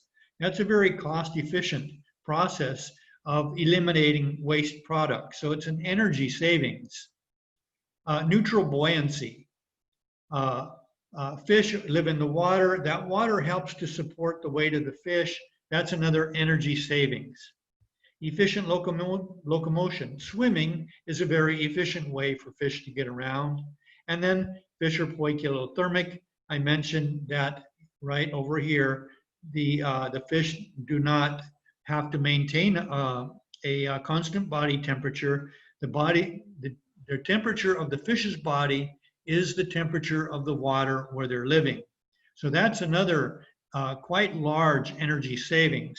So taken all together, here, these characteristics combine to mean that fish have fairly low energy requirements compared to land animals and poultry. How do we measure the feed energy values? There's different methods of measuring those. I'm not going to go into great detail here, other than to say that, you know, analytical calorimetry, we directly measure the gross energy. That's not really very useful for us because we don't know how much of that gross energy is digestible. Some indirect measurements can give us digestible energy using these digestion coefficients and some inert indicators. We can estimate digestible energy. And direct measurements, we can get digestible and metabolizable energy. However, to measure with these direct measurements, they're very difficult, first of all, to conduct in the water. And they're actually exposing the fish to such harsh conditions that it would probably affect their digestibility anyway. So because we don't have a lot of these this information that we need for digestible energy and secondarily for metabolizable energy, we can use physiological fuel values. So these are calculated energy values based on gross energy, digestion coefficients, and the assumed energy loss from nitrogen excretion. So they're not actually measured digestibility values. They're calculated. But when used consistently, they're very useful in formulating feeds for a wide variety of different fish species. So this gives you an idea. Here we have the nutrient class here on the left, protein, fat, carbohydrate. And then along the top here, we have gross energy, and then the digestible energy from the piscivorous fish, omnivores, and herbivores. Now, we don't have tilapia in here, but they are going to be very similar to this category here. So we see protein, 5.6, that's in kilocalories per gram. The piscivorous fish, very oriented towards the utilization of protein. They can digest a higher proportion of that protein than the more omnivorous and herbivorous species. But in general, the digestion of protein across the board is quite high. Now fat has more gross energy than either protein or carbohydrate. And depending on the type of fat, is going to influence how digestible it is. So unsaturated fats, that's like the corn oil, soy oil, fish oils, those type of oils are quite digestible across the board. Whereas the saturated fats, for, you know, so the like the coconut oils and some of the animal oils, less digestible, and considerably less digestible by the piscivorous fish, a little bit more digestible by the omnivorous species. Phospholipids, a more complex molecule, less digestible. Then carbohydrates. Carbohydrates has less energy than protein and less than half of what is in the gross energy in fat. And depending on the type of carbohydrate and how it's processed, that influences how it's digested. So we have raw starch here. Raw starch is poorly digested by the piscivorous fish and a little bit better by the omnivorous and herbivorous species. If we cook that starch or gelatinize the starch, like producing a, and then we skip down to fiber, and we see that fiber, by definition, is not digestible by any of the fish species. So we're not getting any energy contribution from fiber to the fish. So that's one of the reasons why we want to maintain fiber level low in fish diets. This value here, it's just a useful value that that we've found, just through experience, is that if we follow all of the nutritional rules, if we provide, you know, a good vitamin premix, mineral premix, if we provide enough protein of a good quality protein with a balanced amino acid profile, if we follow all those rules, then if we feed 4,080 kilocalories of digestible energy, we get about 1 kilogram of gain. And of course, you know, there's going to be some differences according to the different species and farming systems. But it's amazing how fairly universal that value is, and it's useful because we can use this while we're formulating diets, right? Sitting in our office, just as an example, let's say we formulate a diet that has 2,040 kilocalories of digestible energy per kilogram. Okay, then we would get a feed conversion of 2. It would take 2 kilograms of feed to produce 1 kilogram of gain, right? And knowing that FCR, then if we would know the cost of that feed that we're formulating, so then we can multiply that times the FCR and get a cost per kilogram gain without ever leaving our office, right? Okay, it's estimated. You know, would actually have to make the feed and feed it out to the fish to actually measure what it is. But we can try different scenarios, different combinations of ingredients with our least cost formulation program and come up with not just the least cost of feed, not just the best feed, but we're going to look for a cost efficient feed. And that's usually I mean, that's what fish farmers are looking for, cost-efficient feeds. Next, let's go on to proteins. So proteins, there's several different structures of protein, but protein is made up of amino acids. There's about 20 amino acids that go in to make up the different proteins. And the amino acid sequence and the proportions of amino acids in that protein determine the type of protein. And so the amino acids are considered the building blocks of protein. And when we, as I go along, you know, it's important to know how much protein is in the feed that we're providing, but it's even more important to know the amino acid proportions in that protein. The protein deposition or growth is a continuous process of synthesis and degradation. So it's a continuous process, and the deposition of proteins consumed by fish is usually about in the range of about 25 to 55%. Of course, we want to be closer to 55% because that protein is quite expensive, and we want to be efficient at getting the fish to deposit that as fish flesh. So how much protein is required? You're probably all familiar with this, that as the fish grows, starting with fry, going through juveniles and then to adult and then harvest, we're going to feed larger particles of feed, and that's more efficient. It's more efficient for a fish to eat a larger food particle. At the same time, here's our 4 categories here: our piscivorous, omnivorous, filter feeders, and herbivorous species. And let's just take tilapia as an example, because the pattern is all the same.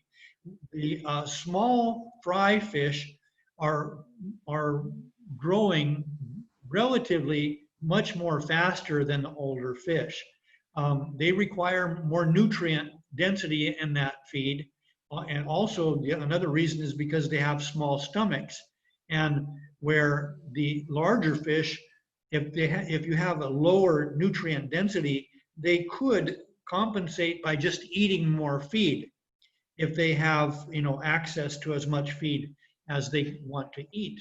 But the smaller fish, sometimes even if they want to eat more feed to compensate with a low nutrient density, they can't because they simply physically cannot take in larger amounts of feed. So that's why we start out with high protein starter diets, and then as the fish grows, we can drop that protein down 30 to 40% in the diet for juveniles, and then down to 32 to 25% for adults for tilapia feeds. And then it's going to be much higher than that for our carnivorous species, where our grow-out feeds are going to be in the range of about 36 to 46%. And just one added comment about this range here. This 25%, that would probably be acceptable in a you know, a low density farming situation where they have access to a lot of natural production. In high density production, we found that 32%, at least 30% is usually required to have you know, good efficient growth. Okay, now, so those were for our freshwater fish. Here's for some marine fish. And you'll see, so here's a list of different marine species. And you'll see that the pattern, of course, is the same. We start out with a high protein level in starter feeds and then drop it down as the fish grow. But you'll see in general, most of these fish species are requiring much higher protein levels than our omnivorous and herbivorous species in freshwater. And that's not really got to do anything with the salt content of the water. The fact is that most of our marine species that are cultured are piscivorous. They're carnivorous, more carnivorous species. So they're more oriented towards using protein.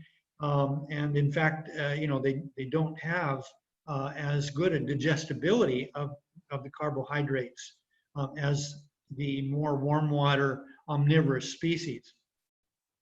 With an exception of milkfish, which is actually somewhat of an herbivorous species in nature. And so we can drop that protein down for milkfish. And to a certain extent for red drum, they can accept lower levels. But of course, these are ranges. When we, you know, the fish to be able to grow, they need to consume protein, break that down into amino acids, and then reform the protein and deposit that as fish flesh. So when we provide fish diets with lower protein, as long as they can, as long as they're fed to satiation, and we'll talk more about this later, then they can compensate for lower protein levels, but they will have higher FCR levels. Okay, I talked about amino acids being the building blocks of protein. There's about 20 amino acids. 10 of those amino acids are essential in that they cannot be synthesized from other nutrients, so they have to be present in the diet at the specific proportions that they're required by the fish for synthesis of protein. So here's the list of essential amino acids. Here's an abbreviation, and here's further abbreviation that I've made to help me remember, especially in this you know, election year. Matt Hill VP or Matt Hill Vice President helps me to remember the essential amino acids. Okay, the Liebig barrel. Alan referred to this. It helps us to explain that the first limiting amino acid restricts protein synthesis and feed utilization, right? So if we consider that this barrel made up with individual staves, right? If we say that each stave represents the requirement of an amino acid, of an essential amino acid, then if the 100% level of that requirement is provided, we might be up to this level here. Leucine is provided at 100% of its requirement. And if we provided all of the essential amino acids in the diet at 100% of their requirement, the staves would all come up to this level. We could fill this barrel up to the top. And the same, then the relationship to nutrition is the same. We would get optimum protein synthesis if we provide all of the essential amino acids at the 100% of their requirement. However, if we have one or even more essential amino acids that are provided in the diet at less than 100% of their requirement, then the first limiting amino acid, which is lysine in this case, is going to limit protein synthesis. We can't fill the barrel higher than this level. Now we can come back and we can reformulate and we can bring that lysine level back up to this level. And now so we have improved the efficiency of protein formation from that feed, which is what we're after, right? It's not a matter of just providing protein. We want the amino acids to be provided in proportions to maximize that protein formation and protein synthesis. So here's what are the requirements then of the essential amino acids. Here are the essential amino acids abbreviated here on the left side. Here's the amounts in soybean protein just as a reference. And then we have our 4 categories here and their essential amino acid requirements. When we look at the soybean protein, we see that actually the reason why we can use so much protein, soybean protein in diets for fish is because the profile of essential amino acids in soy protein is very similar to what is required by the fish, right? With a few exceptions, but very good profile. Now, the values that you see in red are the essential amino acids that are typically the most limiting, right? And of these, it's most limiting, usually lysine and methionine, right? So when we formulate, we concentrate and we make sure that we're providing enough of these most limiting essential amino acids, and then we're almost always guaranteed that the other essential amino acids will be provided at least at 100% of their requirement. Now here's for our marine species, and there's a lot of information here. I'm not going to go through all of these profiles of essential amino acids, but what I do want to just kind of note here, you see some of these values are in parentheses. I mentioned that we don't always have all of the information. We don't have the requirements for all species. We can use like this amino acid, ideal amino acid profile provided by the National Research Council. And we can actually calculate what it would be. And that's better than nothing if we didn't have any other values. But I've used that to calculate some of these values where we actually have measured values. For example, like with the European sea bass, 4.4% of protein was measured and then calculated 2.6. So that calculated value is very general, and it can give you values that are not really close to what they should be. So you have to be careful with that. Taurine, an organic acid, needs to be supplied in the feed or produced from cysting for what we found to be mostly the piscivorous species, right? It was first started showing up in the marine species, and people thought it was the marine species that needed taurine. And then we found that the carnivorous or piscivorous species of freshwater fish also required it. So taurine deficiency symptoms, and I should mention that taurine is not an amino acid that shows up in protein. So you know, it didn't really show up on the radar amongst nutritionists until we started lowering the levels of fish meal down to levels where we got into the range of these deficiency symptoms, which are poor growth and survival. Green liver syndrome, that's the typical symptom. The liver will turn a very bright green, and low hematocrit levels. And why is taurine required? It's required for a number of physiological processes, but it's also very important as a component of the major bile acids, the taurocholic acid, taurolithocholic, taurochinodeoxycholic acid. So very important in the digestion process.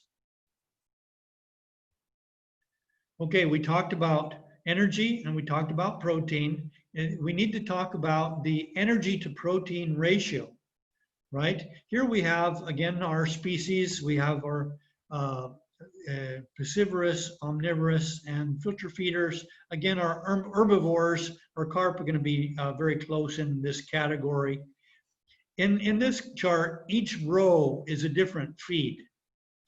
Each row is a different feed. So let's take again tilapia. A 40.5% digestible protein, that's going to be like a starter feed. It might have a 43, 44% of crude protein. Digestible energy at about 356. This is in kilocalories per 100 grams, not per kilogram. Okay, and then we calculate this ratio of DE to DP, digestible energy to digestible protein, and we see that usually that value falls in the range of about 8 to about 9.5. And we found that if you have an excess amount of digestible energy compared to digestible protein, that energy, it's not actually the energy that gets deposited as fat, it's the nutrients that provide that energy are converted into fat and deposited in the fish in different places, right? So in a tilapia, it's going to be visceral, and eventually somebody's going to throw that away, whether it's the final consumer or the processor. Eventually that fat's going to be thrown away. If you're raising a salmon, you know, it's intramuscular and it's very healthy fat to eat. So it depends on the fish that you're raising. But we can manipulate this DE to DP to produce fish with different amounts of fat deposited in their body. If you have a lower level, like around 8 or so, you're going to produce a very lean fish. If you're up to 9, maybe 9.5, you're going to get quite a bit of fat. And if you're above 9.5, you're going to get a lot of fat deposition. Here's the same type of chart for the marine species, for 4 different marine species. Again, similar, except that some of these marine species are able to utilize much higher levels of fat. And if we had salmon on here, you know, they would be sky high. But usually we're shooting for levels in commercial feeds of about 8.5 to 9.5, maybe a little bit higher for some of the marine species. Okay, and this shows what happens if you have an excess of energy yielding nutrients. And you might have heard the phrase that all roads lead to Rome, right? In nutrition, all roads lead to fat, okay? An excess of amino acids through glucose or fatty acids can be converted to fat. Oops. Excess carbohydrates through glucose can be converted to fat, and then excess fats can also be converted to fat. So that's what happens if we have an excess of energy yielding nutrients. We get an added amount of fat, which can be good or bad depending on the market that you're producing your fish for. Here's some examples. Here's a tilapia fed a very low DE to DP ratio, almost no fat. You know, here's the intestine. There's almost no fat that you can find in that fish. Here's a tilapia. Now the DE to DP ratio is increasing, more visceral fat showing up. And then here's one where you have a high DE to DP ratio, a lot of excess visceral fat, right? So if you're selling the whole fish, and as long as your final consumer doesn't mind throwing away that, you know, some of that weight that consumer has purchased, no problem, right? It's not a problem. But if you're producing this fish to fillet, then you want to concentrate on producing a fish with more protein, more flesh, and less fat. Now, we'll talk about lipids or fats and oils.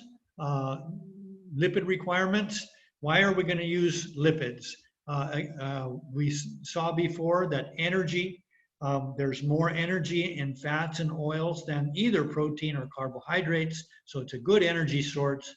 It's a source of essential fatty acids, which are completely different compounds than the essential amino acids, but they're essential in the fact that these fatty acids, the essential fatty acids, cannot be synthesized or converted from other fatty acids, so they have to be present in the fish.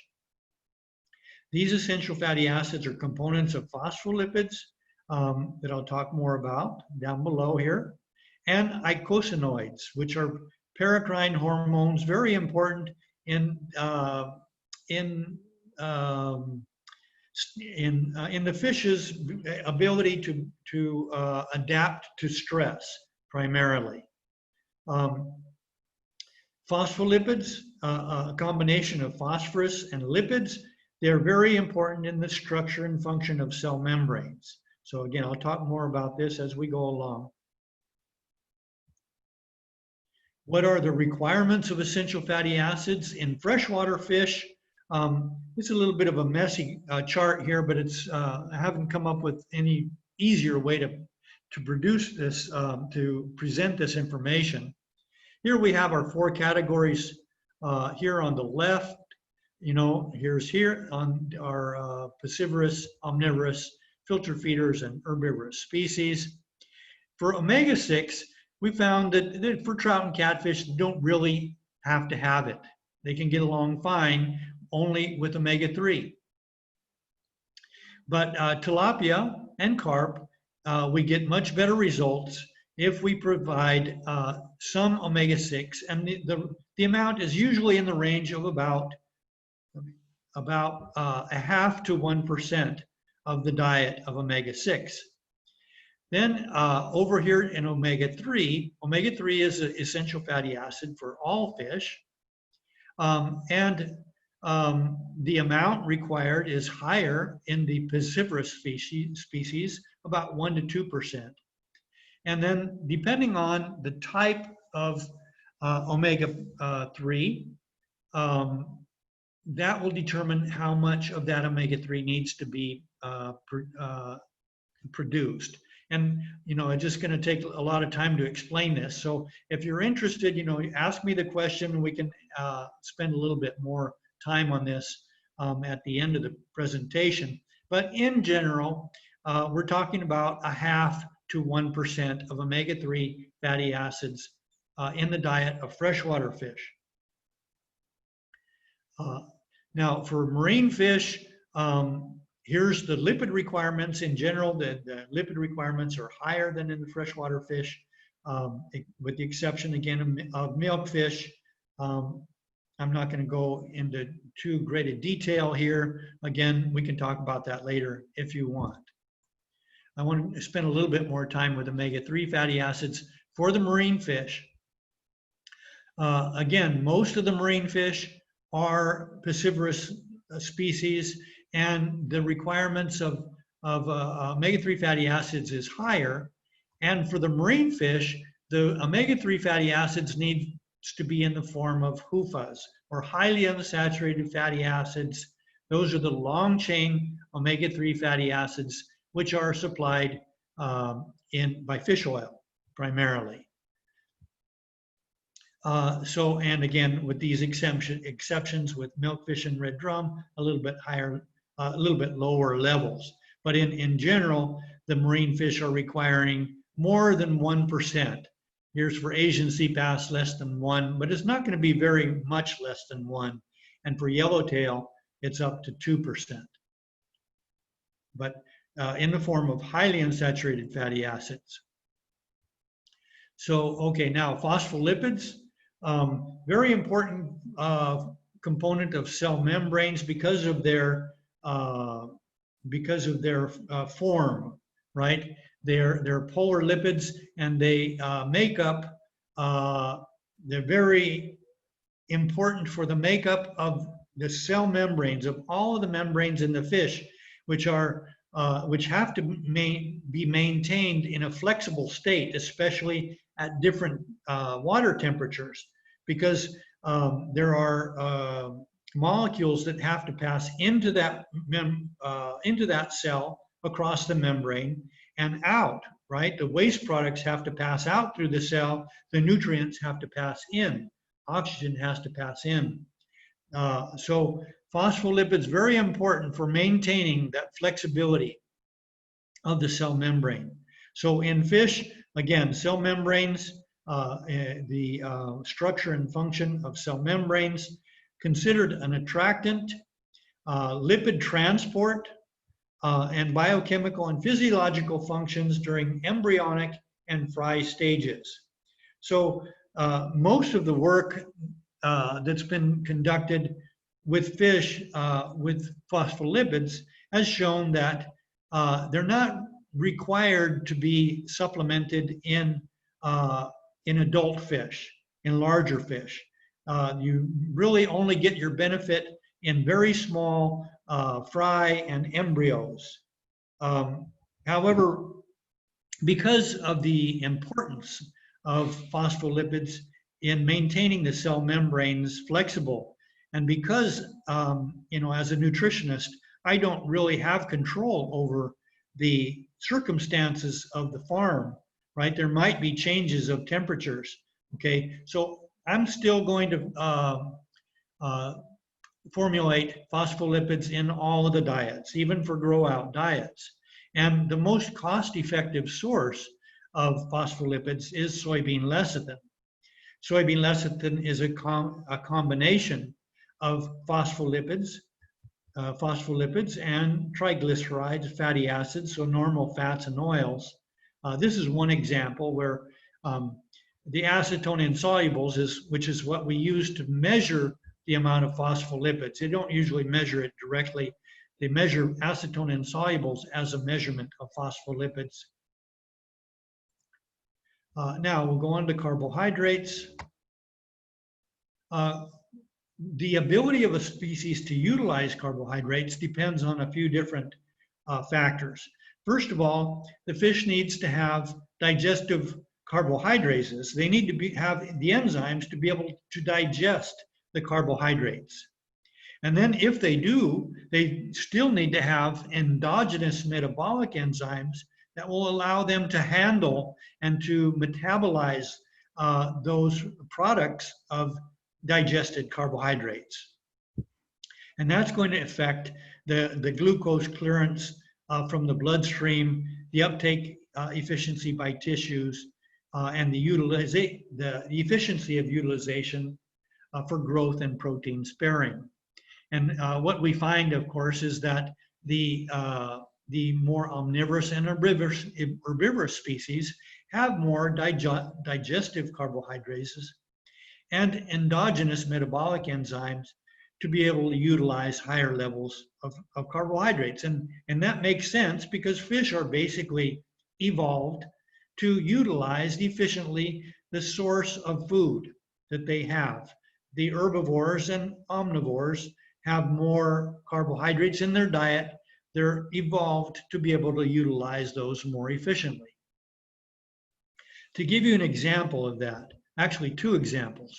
The first one here is we have the activity of amylase, which is the enzyme that digests starch, right? And then we have the activity in yellowtail, which is a piscivorous marine species, and then carp. So the yellowtail almost has no carbohydrates in its diet. It has very little amylase activity. Why would it need more, right? It doesn't have carbohydrate in its diet, whereas carp makes a living by digesting carbohydrates. Its amylase activity is quite high. The same comparison here, trout and carp, and we just see the same thing. In the trout, amylase activity quite low. In the carp, it's much higher. Now, carbohydrates are categorized according to the number of sugar units in the molecule. Monosaccharides, a single sugar unit repeated in the molecule. You're probably familiar with glucose and fructose. These monosaccharides are efficiently digested, but they're not a very good energy source for fish. They tend to be simply excreted quite quickly. Oligosaccharides. So now we're at between 3 and 9, or 2 and 9 sugar units in the molecule. Again, what might probably familiar to you: sucrose, lactose, maltose. Alan mentioned, Dr. Davis mentioned raffinose and stachyose. Unfortunately, the major carbohydrates in soybeans are not very digestible. So we're usually buying soybeans for the protein content, not so much the carbohydrates that it contains, because those carbohydrates are not very digestible. And then polysaccharides, many sugar units in the molecule. And of those, probably the most important are starch, which is a good source of energy for fish, more or less depending on the type of fish and which category it is. The omnivores and herbivores are going to be able to utilize more starch than the piscivorous species. And also starch is a good ingredient that helps us in the feed mill to manufacture feed with sufficient hardness and water stability. On the other end of the spectrum, we have cellulose, or the fibers that are not digestible, and so we're not getting really any contribution from them. And if we allow them to get up to a fairly high level, they can interfere with the digestion of other nutrients. So that's why we're always trying to keep fiber low. However, it does, we allow some fiber to come into the diets because we can control the cost of feed by utilizing some grain products, some grain byproducts that have higher levels of fiber, and they cost less. This gives you an idea of the breakdown of the components of plant carbohydrates. We see here that we can break that down basically into the cell contents and the cell wall. The cell wall contain most of the fiber. You see all of these components are not digestible. And when we measure fiber, usually in the feed industry, it's crude fiber that we're measuring, and just because that's how it evolved, the industry. But if you look at it, if you bring these arrows up, crude fiber is only measuring a small proportion of the total indigestible components of the diet. So it's not really that great of a measurement. We probably total digestible, total dietary fiber would be a better measurement. This measurement here takes into account much more of the total indigestible fibrous ingredients. And then over here in the cell contents, this is where we have our starch. The monosaccharides, as I said, not really a good source, digestible, but not a good source. So what we're really after is starch when we're looking at the plant carbohydrates. And of course, the protein that's contained in those ingredients. Okay, minerals.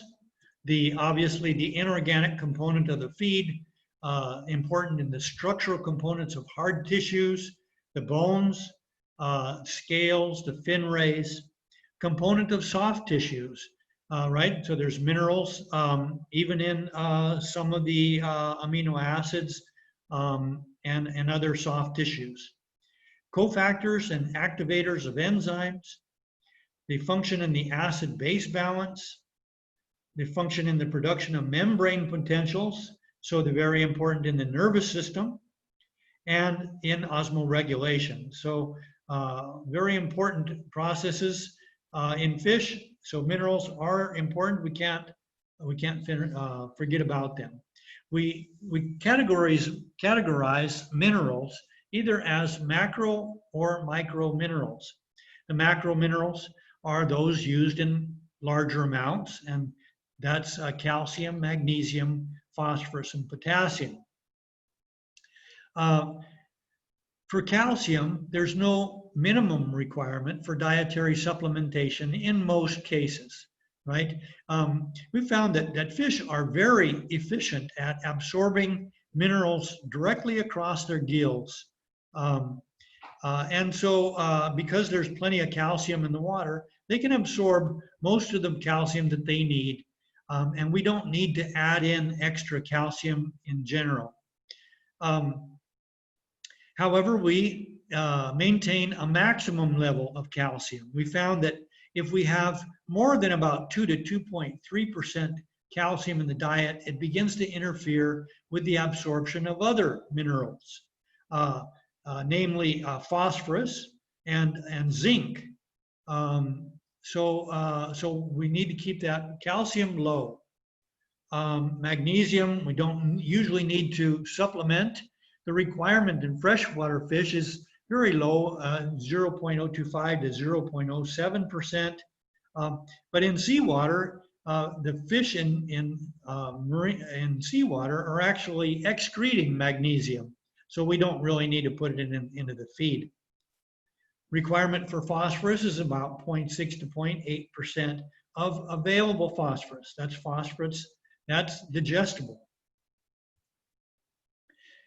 This, just in the interest of time, it's just a chart that gives you general ranges of minerals in commercial feeds. These are not minimum and maximum levels that would be used in a least cost formulation program. Here we have the macro minerals, calcium, magnesium, phosphorus, and potassium, and then the micro minerals here. And then, so I think I'll just leave it at that, unless you have questions about mineral requirements later. And then vitamins. Okay, so vitamins, organic compounds required in small amounts, but definitely required for many metabolic functions and physiological functions. Okay, so definitely required, but in small amounts. And what we see that here, here's the vitamin activity in the feed, increasing along this x-axis. And here's the vitamin concentration in the tissues. And we see as we put more vitamins in the feed, more vitamins are deposited in the tissues. Makes sense, right? Here's the amount of vitamins required for optimum growth in this range. Okay, if we have less than in a particular vitamin than that, we're going to be lower than optimum growth. So the first symptom we usually see in fish for vitamin deficiency is slow growth, right? Then and if that vitamin deficiency persists for long enough time to actually have it so that the fish uses up all of that vitamin and they don't have any more, or if it's very severe deficiency, we can actually get clinical symptoms, like as in this juvenile salmon that had a deficiency of vitamin C, and it's got scoliosis or curvature of the spine. Okay, so of course we're in the business of providing good feeds. We're going to provide enough vitamins for optimum growth. You're going to produce a fast-growing fish that doesn't have any deficiency symptoms, that has all of its immune functions intact. Okay, now if we continue to increase vitamins, we're not going to get more growth than optimum, right? We've already met our arrived at our optimum growth or maximum growth, but we can get into this range of an adaptive response. And the most familiar adaptive response for most people is a mega dose of vitamin C. You put high doses of vitamin C in the feeds, and that helps the fish to fight diseases. It improves their immune response. And then, at least with the B vitamins and vitamin C, at some point, if we continue increasing the vitamin in the feed, they will not, they're saturate their tissues, they cannot deposit anymore, they will begin to just excrete those extra vitamins. And so we're not in the business of just throwing away very expensive components, but you might want to be near the top of this curve when you're making feeds for broodstock fish. So those broodstock females can pass those vitamins on to the eggs. They're going to have healthier eggs, healthier fry, and you're going to reap the benefits all the way through the culture cycle. So again, this is a chart with typical vitamin fortification levels in practical fish feeds, not minimum and maximum levels. And so I believe I'm probably fairly close to my time limit. This is just a very quick recipe or formulation for an all-plant protein diet. I'm going to just skip through this, but you would, if we go through this, you would find that each ingredient is supplying a specific nutrient to provide the nutrients that are required and the energy required by the fish. Here's another example for a marine species. This was for a marine flatfish, and there was just an experiment with a typical fish meal, fish oil diet, an SPC or soy protein concentrate fish oil diet, and a source of omega-3 fatty acids from algae. Again, I don't have time to go through this, but you can go through this later at your leisure. I did want to very quickly touch on feeding management. So first of all, what are the factors that determine the growth of fish? First of all, genetic potential. Right, John talked about the genetic potential. And so that's the first thing. Next is environmental conditions will affect the growth of fish. And then finally, nutrient intake. Nutrient intake is going to depend on the nutrient content of the feed and also how much of the feed that fish consumes, right? And that's what I want to talk a little bit about here, is the daily amount of feed consumed. There's a theoretical relationship between the feeding level, the amount of feed that's provided to the fish, and the growth rate here on this y-axis. Okay, as you begin to feed, right, until you get up to the maintenance level, you're actually going to have negative growth, right? The energy and nutrients in the feed are going to go all into maintenance, and the fish is going to lose weight. Once you pass the maintenance point, then you're going to get positive growth up to a point where the growth rate begins to slow down and then levels off. Where it levels off is pretty much at the point of maximum feed consumption. They can't eat any more feed. So, and even if they could, you know, they couldn't process it, right? So this is maximum growth, and it corresponds to your maximum growth rate, right? At the same time, if we look at FCR, below the maintenance level, you know, FCR doesn't, you can't, it doesn't make sense, right? There is no FCR until you begin to have gain. But so as you begin to increase the feeding, the amount of your energy and nutrients going into maintenance it's very high at the beginning. Almost all of it is going into maintenance. Very little is available for growth.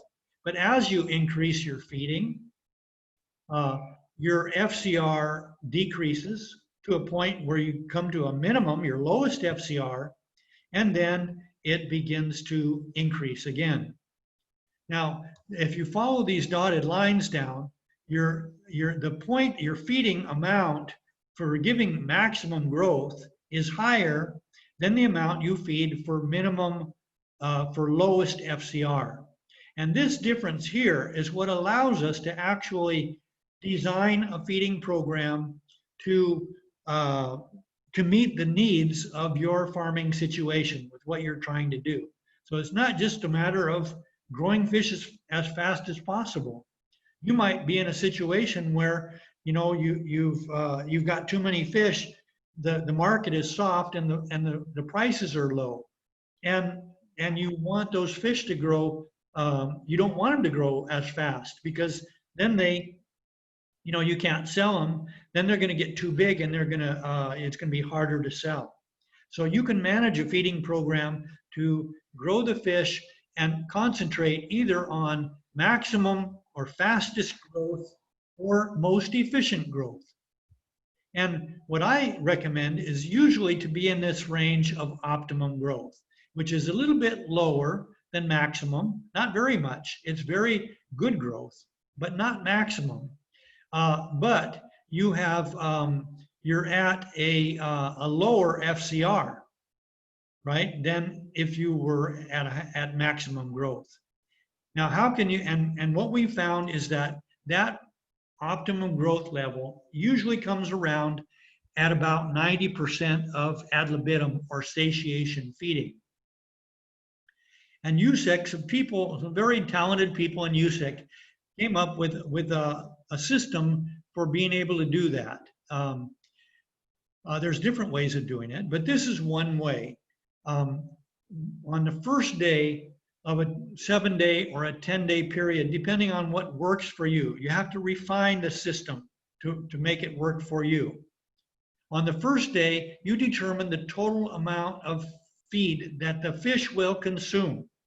That's satiation level. That's 100% satiation. On the next day, you feed the same amount of feed. The same day, on the next day, you feed the same amount of feed. But now the fish has grown, and now, so you're not feeding, it could eat more feed, but you're feeding a restricted ration at that point. You're feeding less, maybe 98%, maybe 97% of satiation. So you feed that same amount for 7 or 10 days. And what the theory is that you started at 100% satiation on the first day, and by the 10th day, you're at maybe 80% satiation. So over that time period, you're feeding about 90% satiation. Then on the 11th day, you go back and you determine satiation, again, 100% satiation. You feed that level again for 7 to 10 days, and you go through that cycle until you get to harvest. And you have fed about 90% of satiation, And I have seen this, you know, it's not just theory. I have seen this proved many times where you'll get a lower FCR, but sacrificing very little growth. And so, and there are other systems for deciding on how much to feed. But I think we'll just call it there and open up for questions. Hopefully there's some time for questions. Thank you for your attention. Muchas gracias, Mark. Muy amable. Excelente presentación. Igual, hemos recibido dos preguntas. Nosotros vamos a comprometernos en este momento a que esas preguntas se van a responder vía correo. Procedo en este momento entonces a... tenemos los 10 minutos finales exactamente, tenemos 12:55 a 1, perdón, 5 minutos a compartir con ustedes. Primero que todo, agradecerles el tiempo que dedicaron para acompañarnos acá. Y quiero, por favor, que nos apoyen con una retroalimentación. Y para esto voy a poner unas preguntas en pantalla. Por favor, me confirman si las están viendo y comenzamos a contestarlas. Veo que sí las están viendo porque ya estoy recibiendo las respuestas.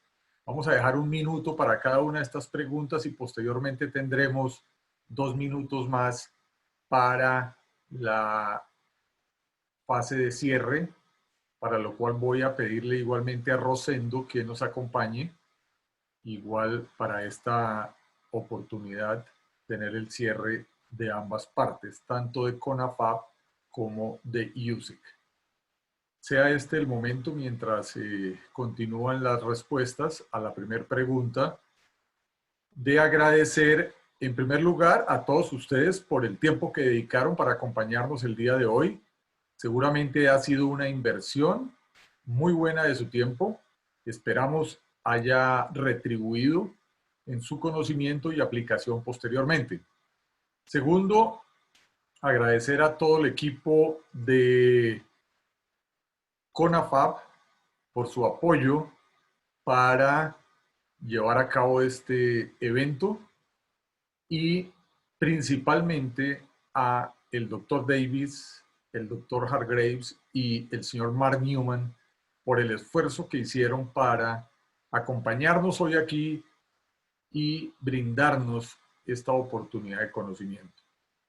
Lo más importante de esto, adicionalmente a recibir el conocimiento, las memorias que les vamos a enviar, es que ustedes puedan compartir con sus colaboradores, con sus asociados y que esto logre desplegarse hacia unos mejores rendimientos en campo, una mejor eficiencia, siempre en la búsqueda de una rentabilidad mucho más conveniente para el negocio. Entonces, muchísimas gracias. Vamos al final de la tercera pregunta y comenzamos con ella.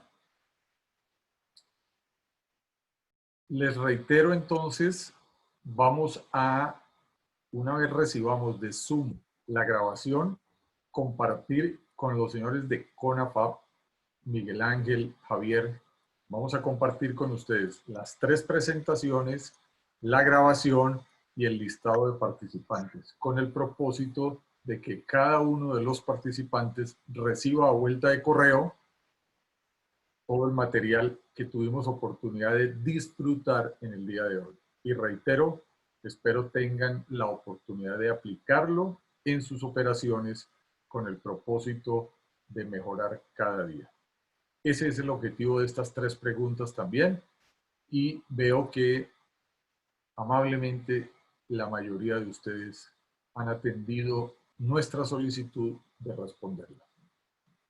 ¿Estás listo, Rosendo? Sí, Jairo. Ya estamos listos. Entonces, te agradecería, Rosendo, que tomaras unos minutos para que realicemos el cierre de este evento.